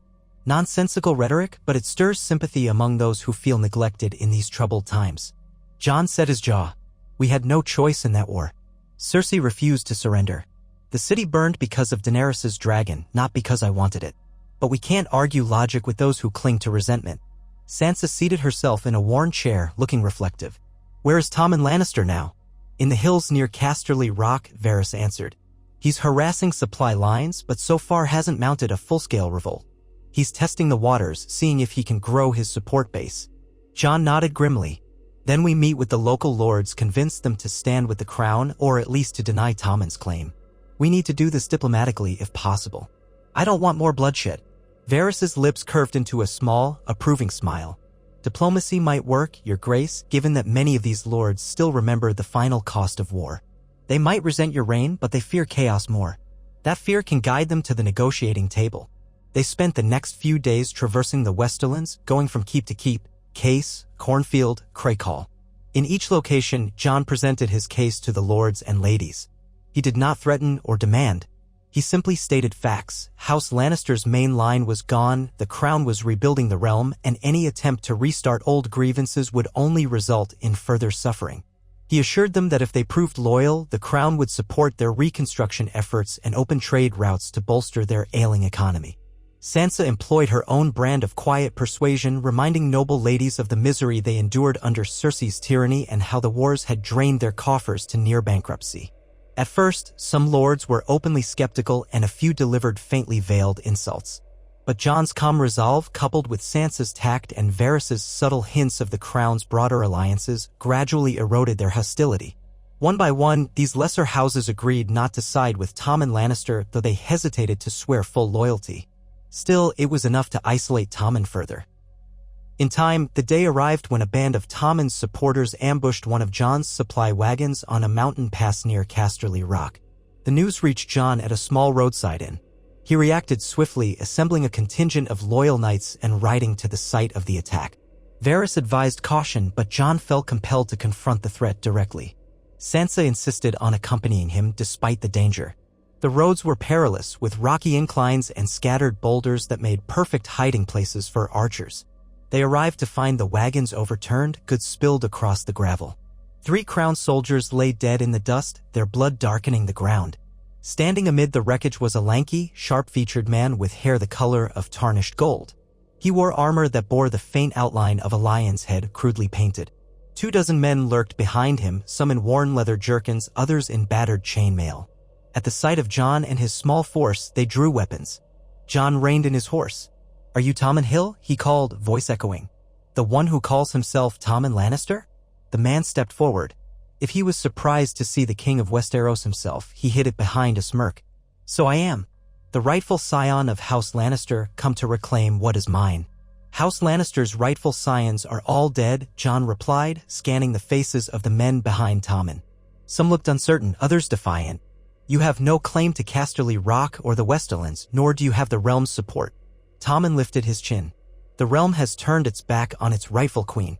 You let Daenerys Targaryen slaughter thousands in King's Landing, including Queen Cersei. Now you have the audacity to call yourself king?" Anger flared in Jon's chest, but he mastered it. Cersei refused to surrender and threatened innocent lives. Daenerys lost herself to vengeance. "I did what I had to do to protect as many people as possible.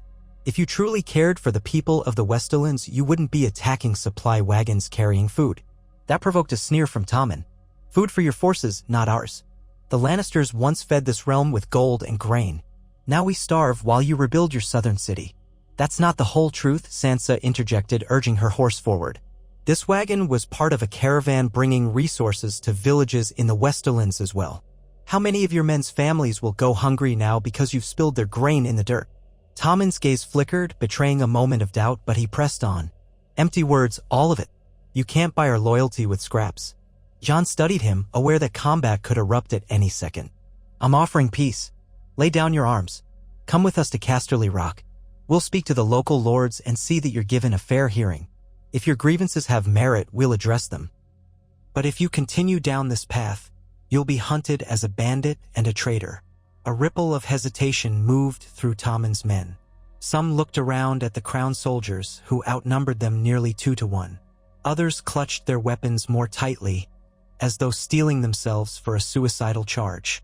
Tommen's face twisted with bitterness. For a heartbeat, it seemed he might stand down. But pride, fear, and desperation warred in his eyes. With a fierce snarl, he raised a hand in a signal to attack. Arrows whistled through the air. Jon shouted for his men to raise shields. Sansa quickly guided her mare behind a rocky outcrop, heart hammering. Jon spurred his horse forward, sword in hand, deflecting a blow from one of Tommen's knights. Steel clashed on steel. The crown soldiers, better trained and better equipped, formed a shield wall that repelled the initial rush. Tommen's rebels fought with the ferocity of cornered wolves, but they were outmatched. Amid the chaos, Tommen himself lunged toward Jon, eyes wild, blade aimed at the king's chest. Jon twisted in the saddle, parrying. Ghost, who had darted into the fray, snapped at a man's ankle, sending him sprawling. Dust and the cries of combatants filled the pass. Jon met Tommen's furious onslaught with precise parries, refusing to lose his temper. He had fought whites, White Walkers, and knights alike. This was just another foe. Yet something inside Jon ached at the needless bloodshed. If only Tommen had listened. Tommen's desperation fueled his blows. Sparks flew as swords locked. Jon disarmed him with a quick twist, sending Tommen's sword skittering across the ground. For an instant, they stood almost chest to chest, breath ragged, the clang of battle echoing. Jon leveled his sword at Tommen's throat. "It's over," Jon said, his voice firm. "Yield." Tommen glared, spitting. "I will never yield to a bastard." Jon's face hardened. He glanced around and saw that the fighting was already dying down. Many of Tommen's men lay wounded or dead. A few had thrown down their weapons. With a single motion, Jon could end Tommen's life. But that would only turn him into a martyr for any who still clung to Lannister pride. Instead, Jon stepped back. "You're coming to face justice," he declared. He gestured to the soldiers. Two of them rushed forward and seized Tommen's arms, yanking them behind his back. Tommen struggled, cursing, but was overpowered. Sansa emerged from cover, quickly scanning the field. Some of the rebels still moaned, clutching wounds. A handful of crown soldiers lay dead or injured as well. It was a short but bloody skirmish, the kind of violence that could have been avoided if Tommen had not let delusions drive him to rebellion. Jon exhaled, feeling the weight of more lives lost on his conscience. The aftermath saw the crown's men gathering prisoners, tending to the wounded, and salvaging whatever supplies remained. The road was a mess of overturned wagons and spilt grain. Varys, who had stayed behind the lines to coordinate from safety, arrived on horseback once the battle ceased. His expression was solemn as he surveyed the carnage. Jon turned to the spymaster. "We'll take Tommen into custody. He'll face a fair trial. That's the only way we avoid turning him into a legend in the shadows." Varys nodded. "Precisely, Your Grace. Mercy and victory can prevent further uprisings, though some lords might wish to see him hanged outright." "We'll address that when the time comes," Jon replied. "For now, see that the prisoners are kept under guard, but also fed and cared for." Over the next week, the caravan made its way to Casterly Rock, bearing prisoners and the bodies of those who died in the skirmish. The seat of House Lannister was a shell of its former glory, battered by war and lacking the wealth that once overflowed from its mines. Nonetheless, it remained a formidable fortress perched on a colossal stone outcrop overlooking the sea. The walled gates parted for the royal party, if only because the Castellan recognized Jon's banners and had no desire to provoke another siege. Within the ancient halls that once boasted Lannister might, Jon convened a gathering of local lords, the Castellan, Sansa, and Varys. Tommen was brought forth in chains, glowering. Soldiers ringed him with lowered spears. Jon rose from a plain chair at the center of the chamber. "Tommen Hill, you stand accused of rebellion against the crown, murder of crown soldiers, theft of royal supplies, and attempting to incite a civil war in the Westerlands. How do you plead?" Tommen jutted his chin defiantly. "I plead that you are no true king. Daenerys Targaryen murdered half the city, and you murdered her.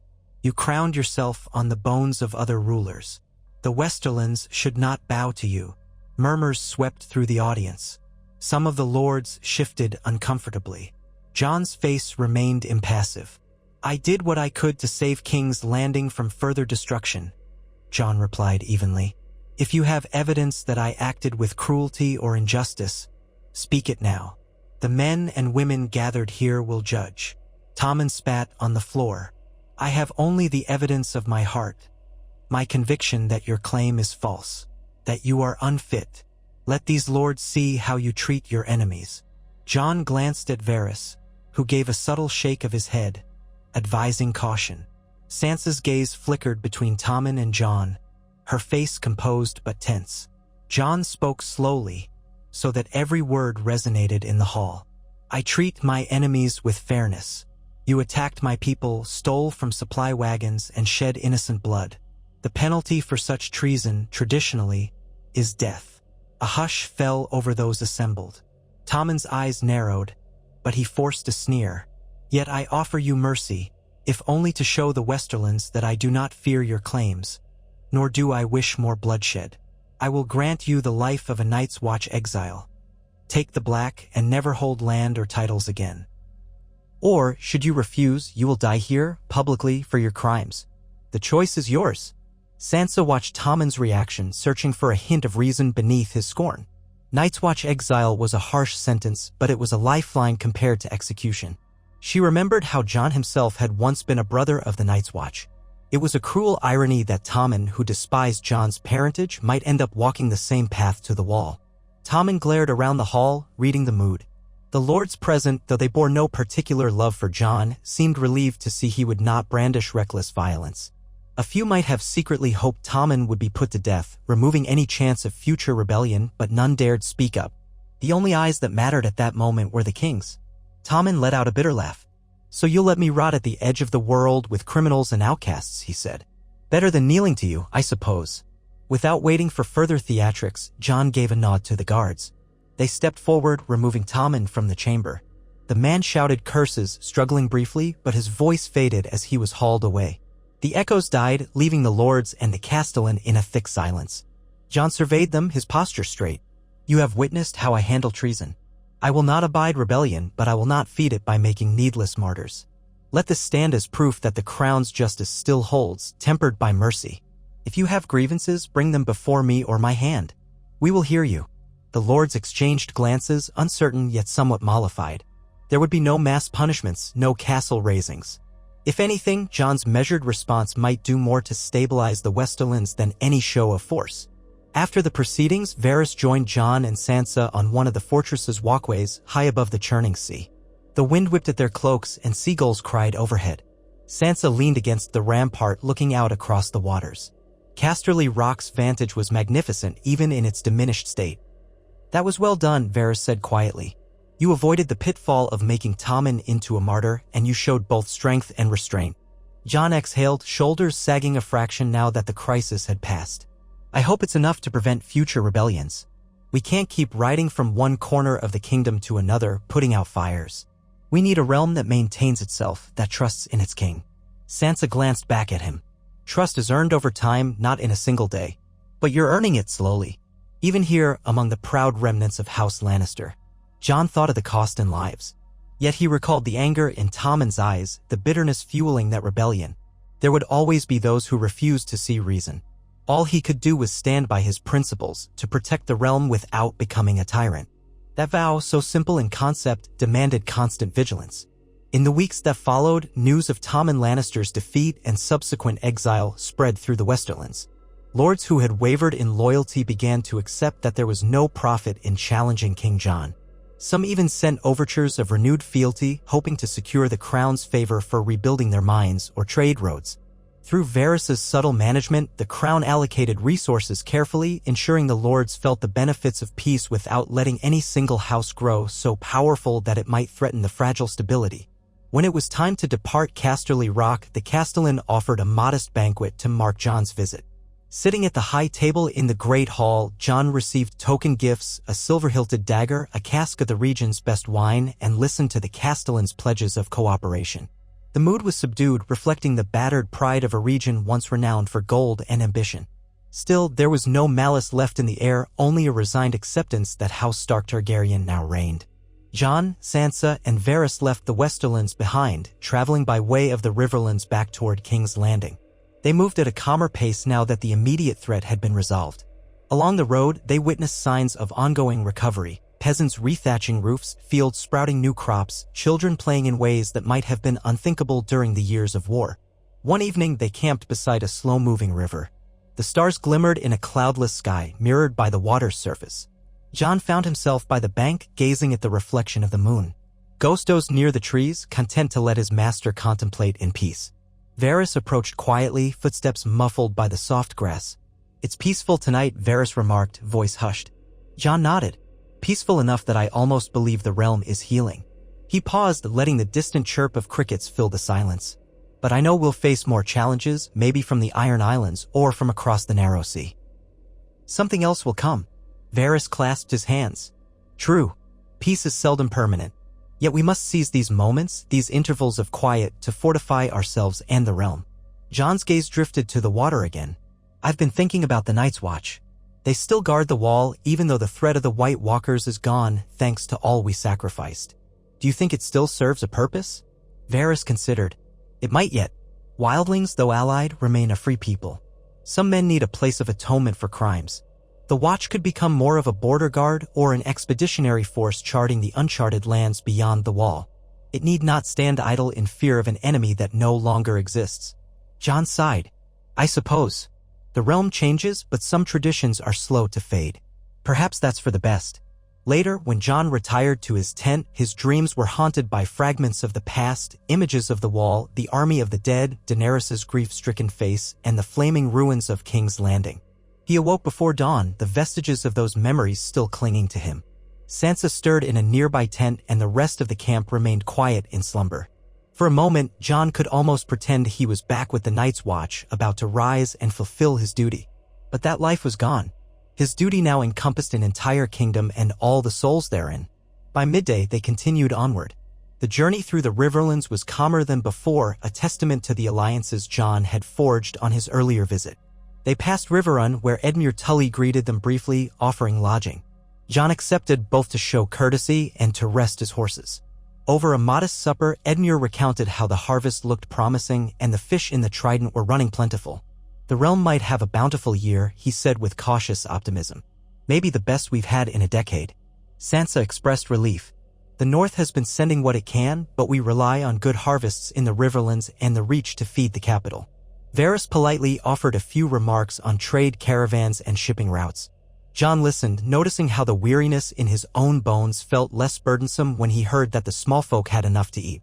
All the endless negotiations, the risking of life, the forging of alliances, it was so that children might survive winter without starving, that villages might endure without the rapine of war. Though Jon rarely allowed himself to feel pride, he felt a quiet satisfaction in the realm's modest progress. When they arrived back at King's Landing, they found the city in a state of steady bustle. Walls continued to rise, markets thrived, and the new throne room, though still unadorned, was functional for audiences. Varys quickly reconnected with his network, verifying that no major crises had erupted in their absence. Davos returned from the Stormlands with news that the local lords had been placated, at least for now. Gendry oversaw the City Watch, training new recruits and phasing out any corrupt remnants. Samwell Tarly's health initiatives had begun to bear fruit, evidenced by fewer outbreaks of dysentery in the city's poorer quarters. In a private meeting with Jon that evening, Varys reported the realm's status succinctly. Dorne is content after your visit, the Stormlands have quieted, the Westerlands are settling after your handling of Tommen Hill, and the North remains loyal through your sister Sansa's stewardship. The Reach is sending ample grain, and the Vale stands behind Lady Diana, who admires your willingness to hear counsel from all quarters. You have subdued or soothed every major hotspot. By all accounts, Your Grace, we are in a better position than we have been in years. Jon acknowledged this with a small nod, though exhaustion lined his face. Then let us not become complacent. We press on. Varys allowed himself a rare, soft smile. Of course. We still have roads to repair, a kingdom's worth of people to reassure, and new laws to codify so that the stability we've built doesn't crumble at the first sign of trouble. But you have proven your capacity to lead with mercy and strength. Even the lords who once doubted now see that a kind hand can wield authority without letting it slip into tyranny. Jon's gaze drifted to the window where a sliver of moon hung over the city. I pray that's true. Over the following weeks, the small council reconvened with renewed purpose. They discussed establishing a more formal code of justice that integrated the old Undul customs, the Targaryen decrees that were fair, and the new sense of accountability that Jon championed. Samwell, with the help of scribes, began drafting what would be the first comprehensive legal codex of the Seven Kingdoms, a project that might take years, if not decades, but one that signaled a move away from arbitrary rule. Varys provided historical context, recalling how certain laws had been used or misused by former monarchs. Gendry lent perspective on commoners' needs, while Davos shared what he knew of maritime law. Sansa, often present when not tending to northern affairs, offered insights into the experiences of the highborn ladies, ensuring the law accounted for women's rights in ways older statutes never had. Jon oversaw these efforts, never imposing his will but guiding them toward fairness. He listened more than he spoke, letting the wisdom of each council member shape the emerging code. For many, it was a revelation, a king who did not declare laws by decree but built them through collaboration. Amid these labors, rumors reached the capital of fresh developments across the narrow sea. Mercenary companies once aligned with Daenerys had splintered, some seeking employment in Essos's myriad conflicts, others rumored to be returning to Westeros in search of new opportunities. Varys assured Jon that none seemed to pose an immediate threat, but the spymaster kept his channels open. The uneasy peace in Westeros might prove enticing to Sellswords, who could exploit minor lords searching for an edge. Jon filed this under future worries, well aware that ignoring it completely could prove disastrous. He entrusted Varys with continued vigilance. Another matter arose when an emissary from Braavos arrived. The Iron Bank had extended credit to help fund King's Landing's reconstruction, and now they wished to review the realm's financial stability. The Mistress of Coin, Lady Diana, prepared documents detailing how the funds were being used, hoping to reassure the Braavosi that their investment was safe. Jon, uncomfortable with the intricacies of finance, let Lady Diana and Varys handle most of the negotiations, stepping in only to demonstrate the crown's good faith. The Braavosi representative left with a guarded smile, satisfied that the monarchy was not squandering coin. For a kingdom once on the brink of ruin, this was a noteworthy achievement. All the while, in the city streets, a new generation seemed to be growing up unscarred by the horrors of the wars.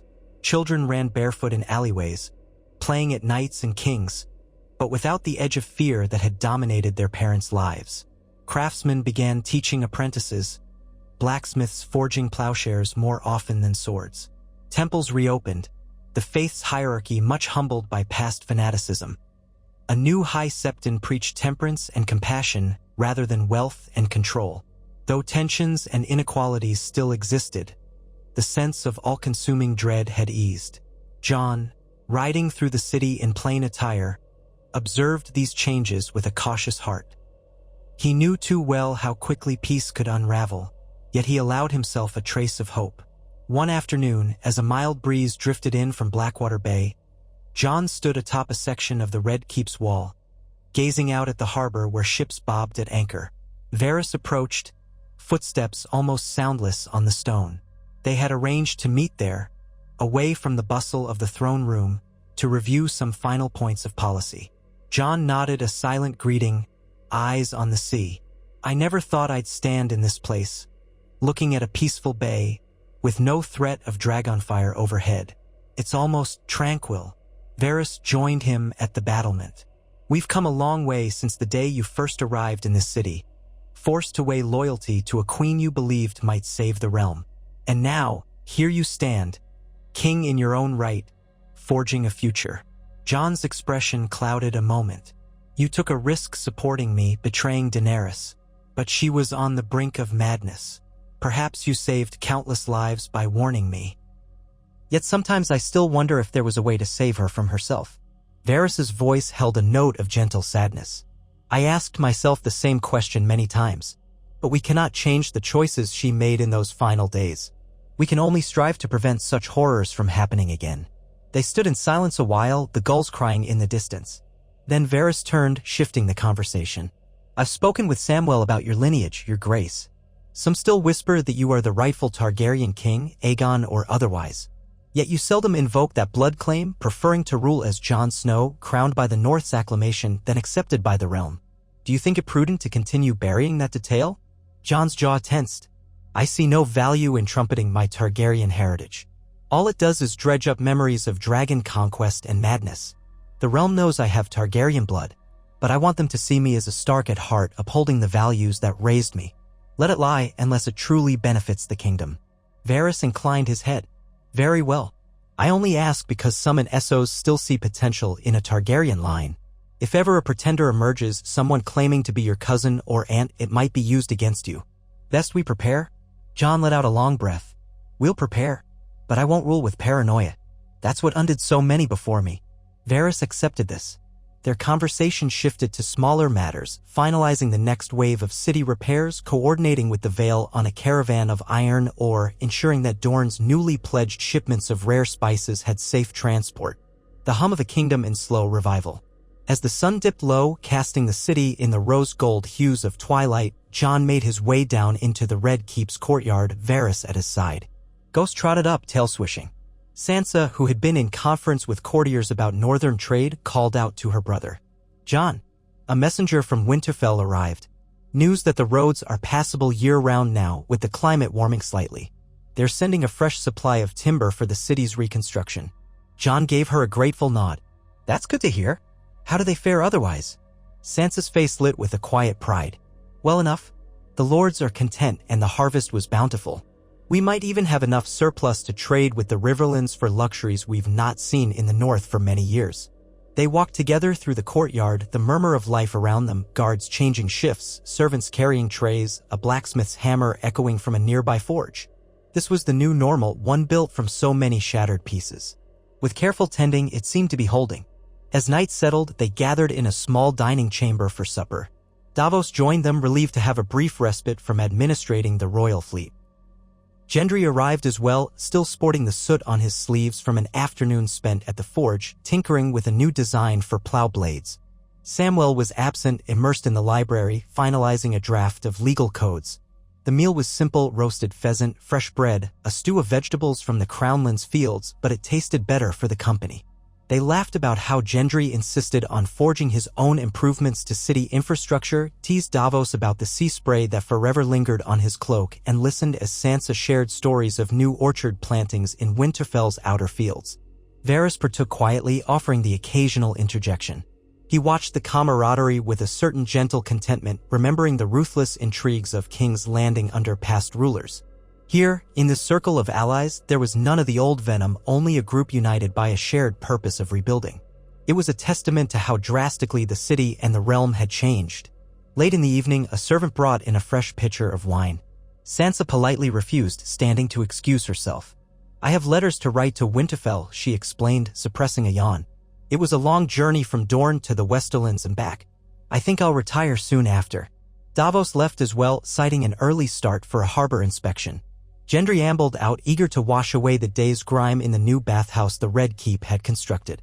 That left Jon and Varys alone at the table, the glow of candles playing across half-eaten plates. Jon leaned back in his chair, a slight heaviness in his eyes. "Sometimes," he said quietly, "I still can't believe we've come this far. I keep expecting the hall to erupt in flames, or the dead to burst through the doors, or the city to fall under some new horror." Varys watched him with compassion. "You have known so much hardship, Your Grace. It's natural to remain on guard. But step by step, day by day, you are proving that a king can serve rather than dominate." Jon ran a hand over his face, the scars on his body a silent testament to the cost of every battle. "I just hope that when my time comes to pass the throne to another, if I have heirs, or if the realm chooses someone else, the peace we've built won't crumble. That is why we craft laws and alliances that endure beyond any single monarch," Varys reminded him gently. "You plant seeds you might never see grow to their full height, but they will shelter the children of this realm long after we're gone." Jon let those words settle, feeling their resonance. Finally, he stood, offering Varys a nod of respect.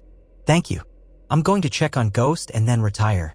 Alone, Varys lingered a moment in the silence of the dining chamber, recalling how many times he had stood in places of power under different kings: Aerys, Robert, Joffrey, Tommen, Daenerys.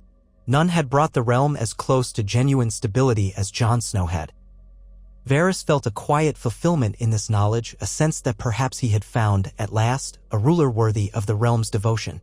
In the weeks that followed, life in King's Landing continued under the calm stewardship of Jon Snow and his hand, Varys. Sansa occasionally traveled north, ensuring the Stark stronghold remained robust. Davos oversaw a refitting of the royal fleet, forging alliances with port towns along the narrow sea. Gendry improved the city guards' armaments, ensuring that if threats arose, they would not be caught unprepared. Samwell worked on the laws and occasionally corresponded with the Citadel, forging a new relationship between King's Landing and the Maesters that was less cloaked in tradition and more open to progress. Every so often, a rumor floated in from across the sea or the far corners of Westeros, a Sellsword captain boasting that he'd unseat the new king, a religious cult rumored to be spreading in the outer provinces, a minor lord hoarding wealth in defiance of the crown's taxes. Yet each time, Varys's little birds carried the news swiftly to the Red Keep, allowing Jon to address the issue through diplomacy if possible, through measured force if not. And so each crisis that might have ballooned into chaos was defused before it lit the realm aflame. One afternoon, Varys informed Jon of a small disturbance in the Crownlands. A local knight had refused to relinquish land that rightly belonged to a group of freedmen who had reclaimed their old village from the rubble of the war. Rather than ignore the matter, Jon rode out with a small contingent, confronted the knight, and adjudicated the dispute personally, taking into account testimonies from both sides. The freedmen regained their village, the knight was compensated for improvements he had made but chastised for overreach, and peace reigned. Scenes like that played out again and again, small acts of justice that slowly built trust in the monarchy. In the Red Keep's hallways, courtiers marveled at how the realm seemed almost mundane. No grand conspiracies, no fiery spectacles, no looming apocalypse. Some found it dull. Others found it a blessing. Jon, for his part, was simply relieved the people could live without daily fear.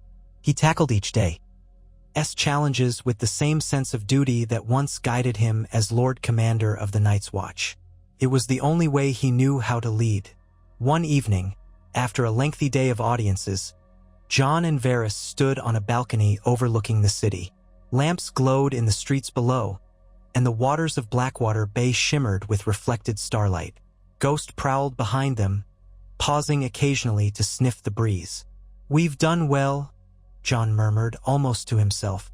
"I didn't think I'd ever see King's Landing so alive, even after everything." Varys folded his hands. "Your Grace, the realm is not perfect. Poverty lingers, old grudges still fester in dark corners, and foreign threats may yet knock on our gates. But you have given Westeros something precious. A season of calm in which to heal and rebuild." Jon inclined his head, expression thoughtful. "And you've been at my side each step of the way. I won't forget that." Varys allowed a small, sincere smile, lines crinkling at the corners of his eyes. "I am but a servant of the realm, Your Grace. You are the one who bears the crown, who sets the tone. And you have chosen a path that few rulers in history dared to tread." Jon thought of his father, Ned Stark, and how he once believed in justice and honor above all. He remembered how that faith cost Ned his life.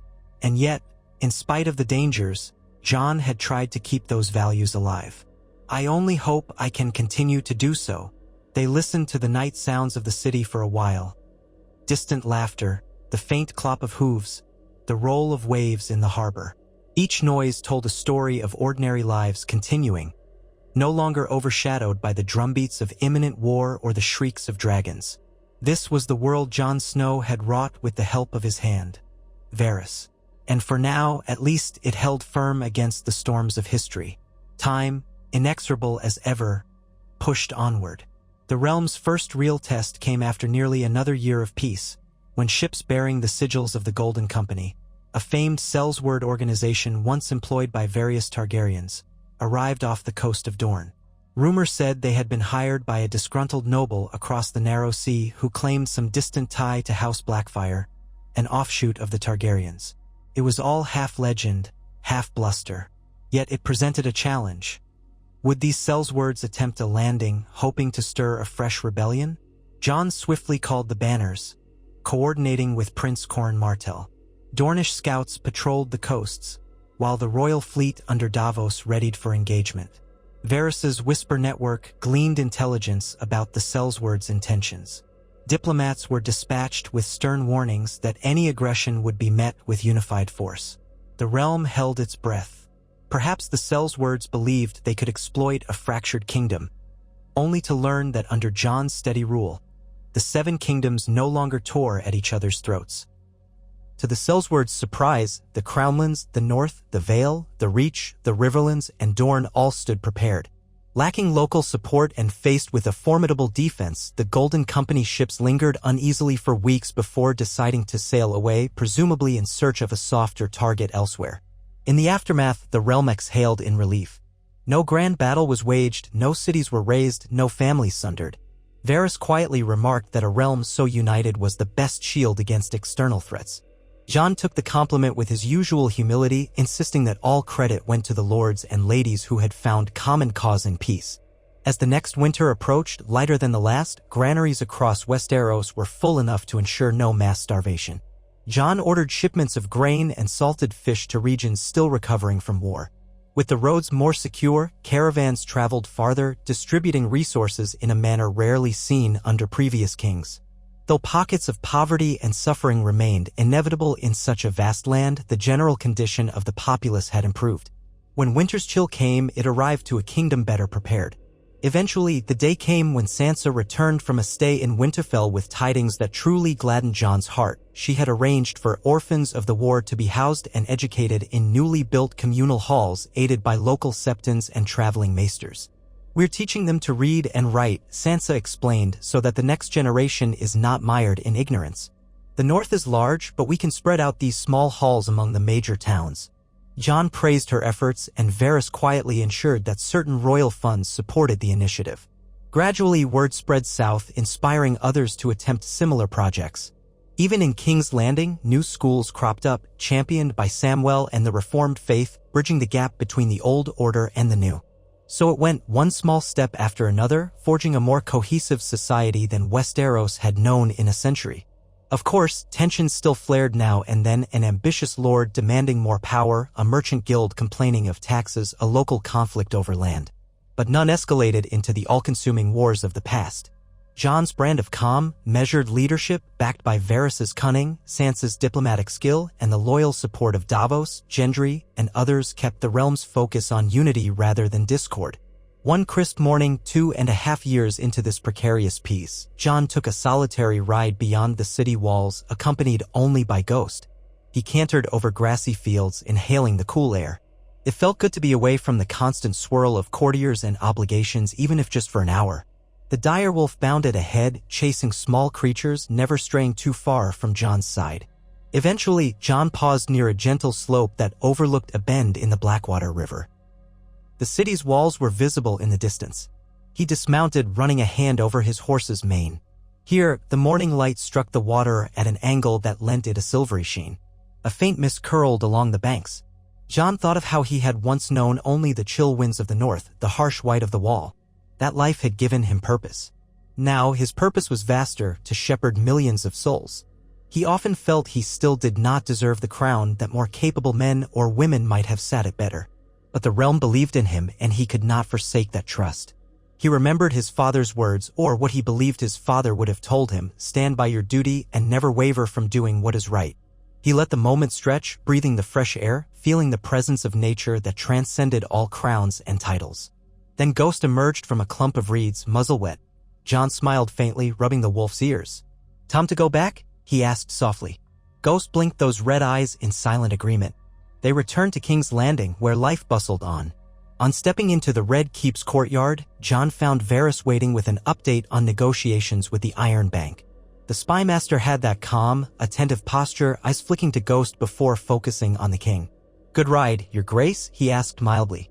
Jon nodded, handing his reins to a stable boy. "Sometimes a little time away is necessary. But I'm here now. Let's see what we need to address." So they went inside, to the routine of governance, a routine that might bore a warlike king but suited Jon Snow well enough. The tasks ahead were many: letters to sign, local disputes to arbitrate, updates on grain shipments to review, a new tax proposal to consider.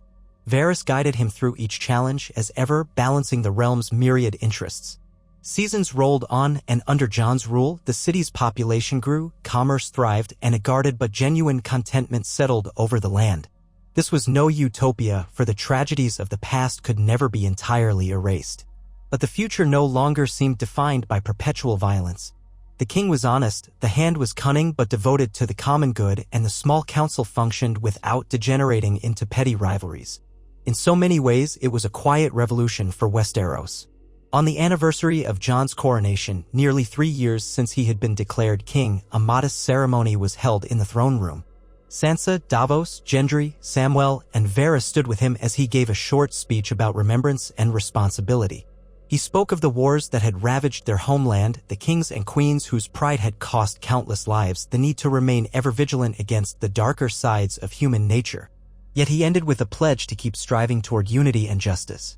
The audience of lords, knights, and commoners listened in respectful silence, some even moved to genuine applause. That night, alone in his solar, Jon sat by a flickering fire, the wind rattling the window shutters. He thought of the path behind him. A bastard in Winterfell, a brother of the Night's Watch, a leader against the army of the dead, a reluctant heir to the Iron Throne, and now a king who tried to mend a shattered realm. He recalled the souls lost along the way, Ygritte, Daenerys, many dear friends from the Watch. He remembered the father who raised him, the mother he never truly knew, the siblings he fought to protect.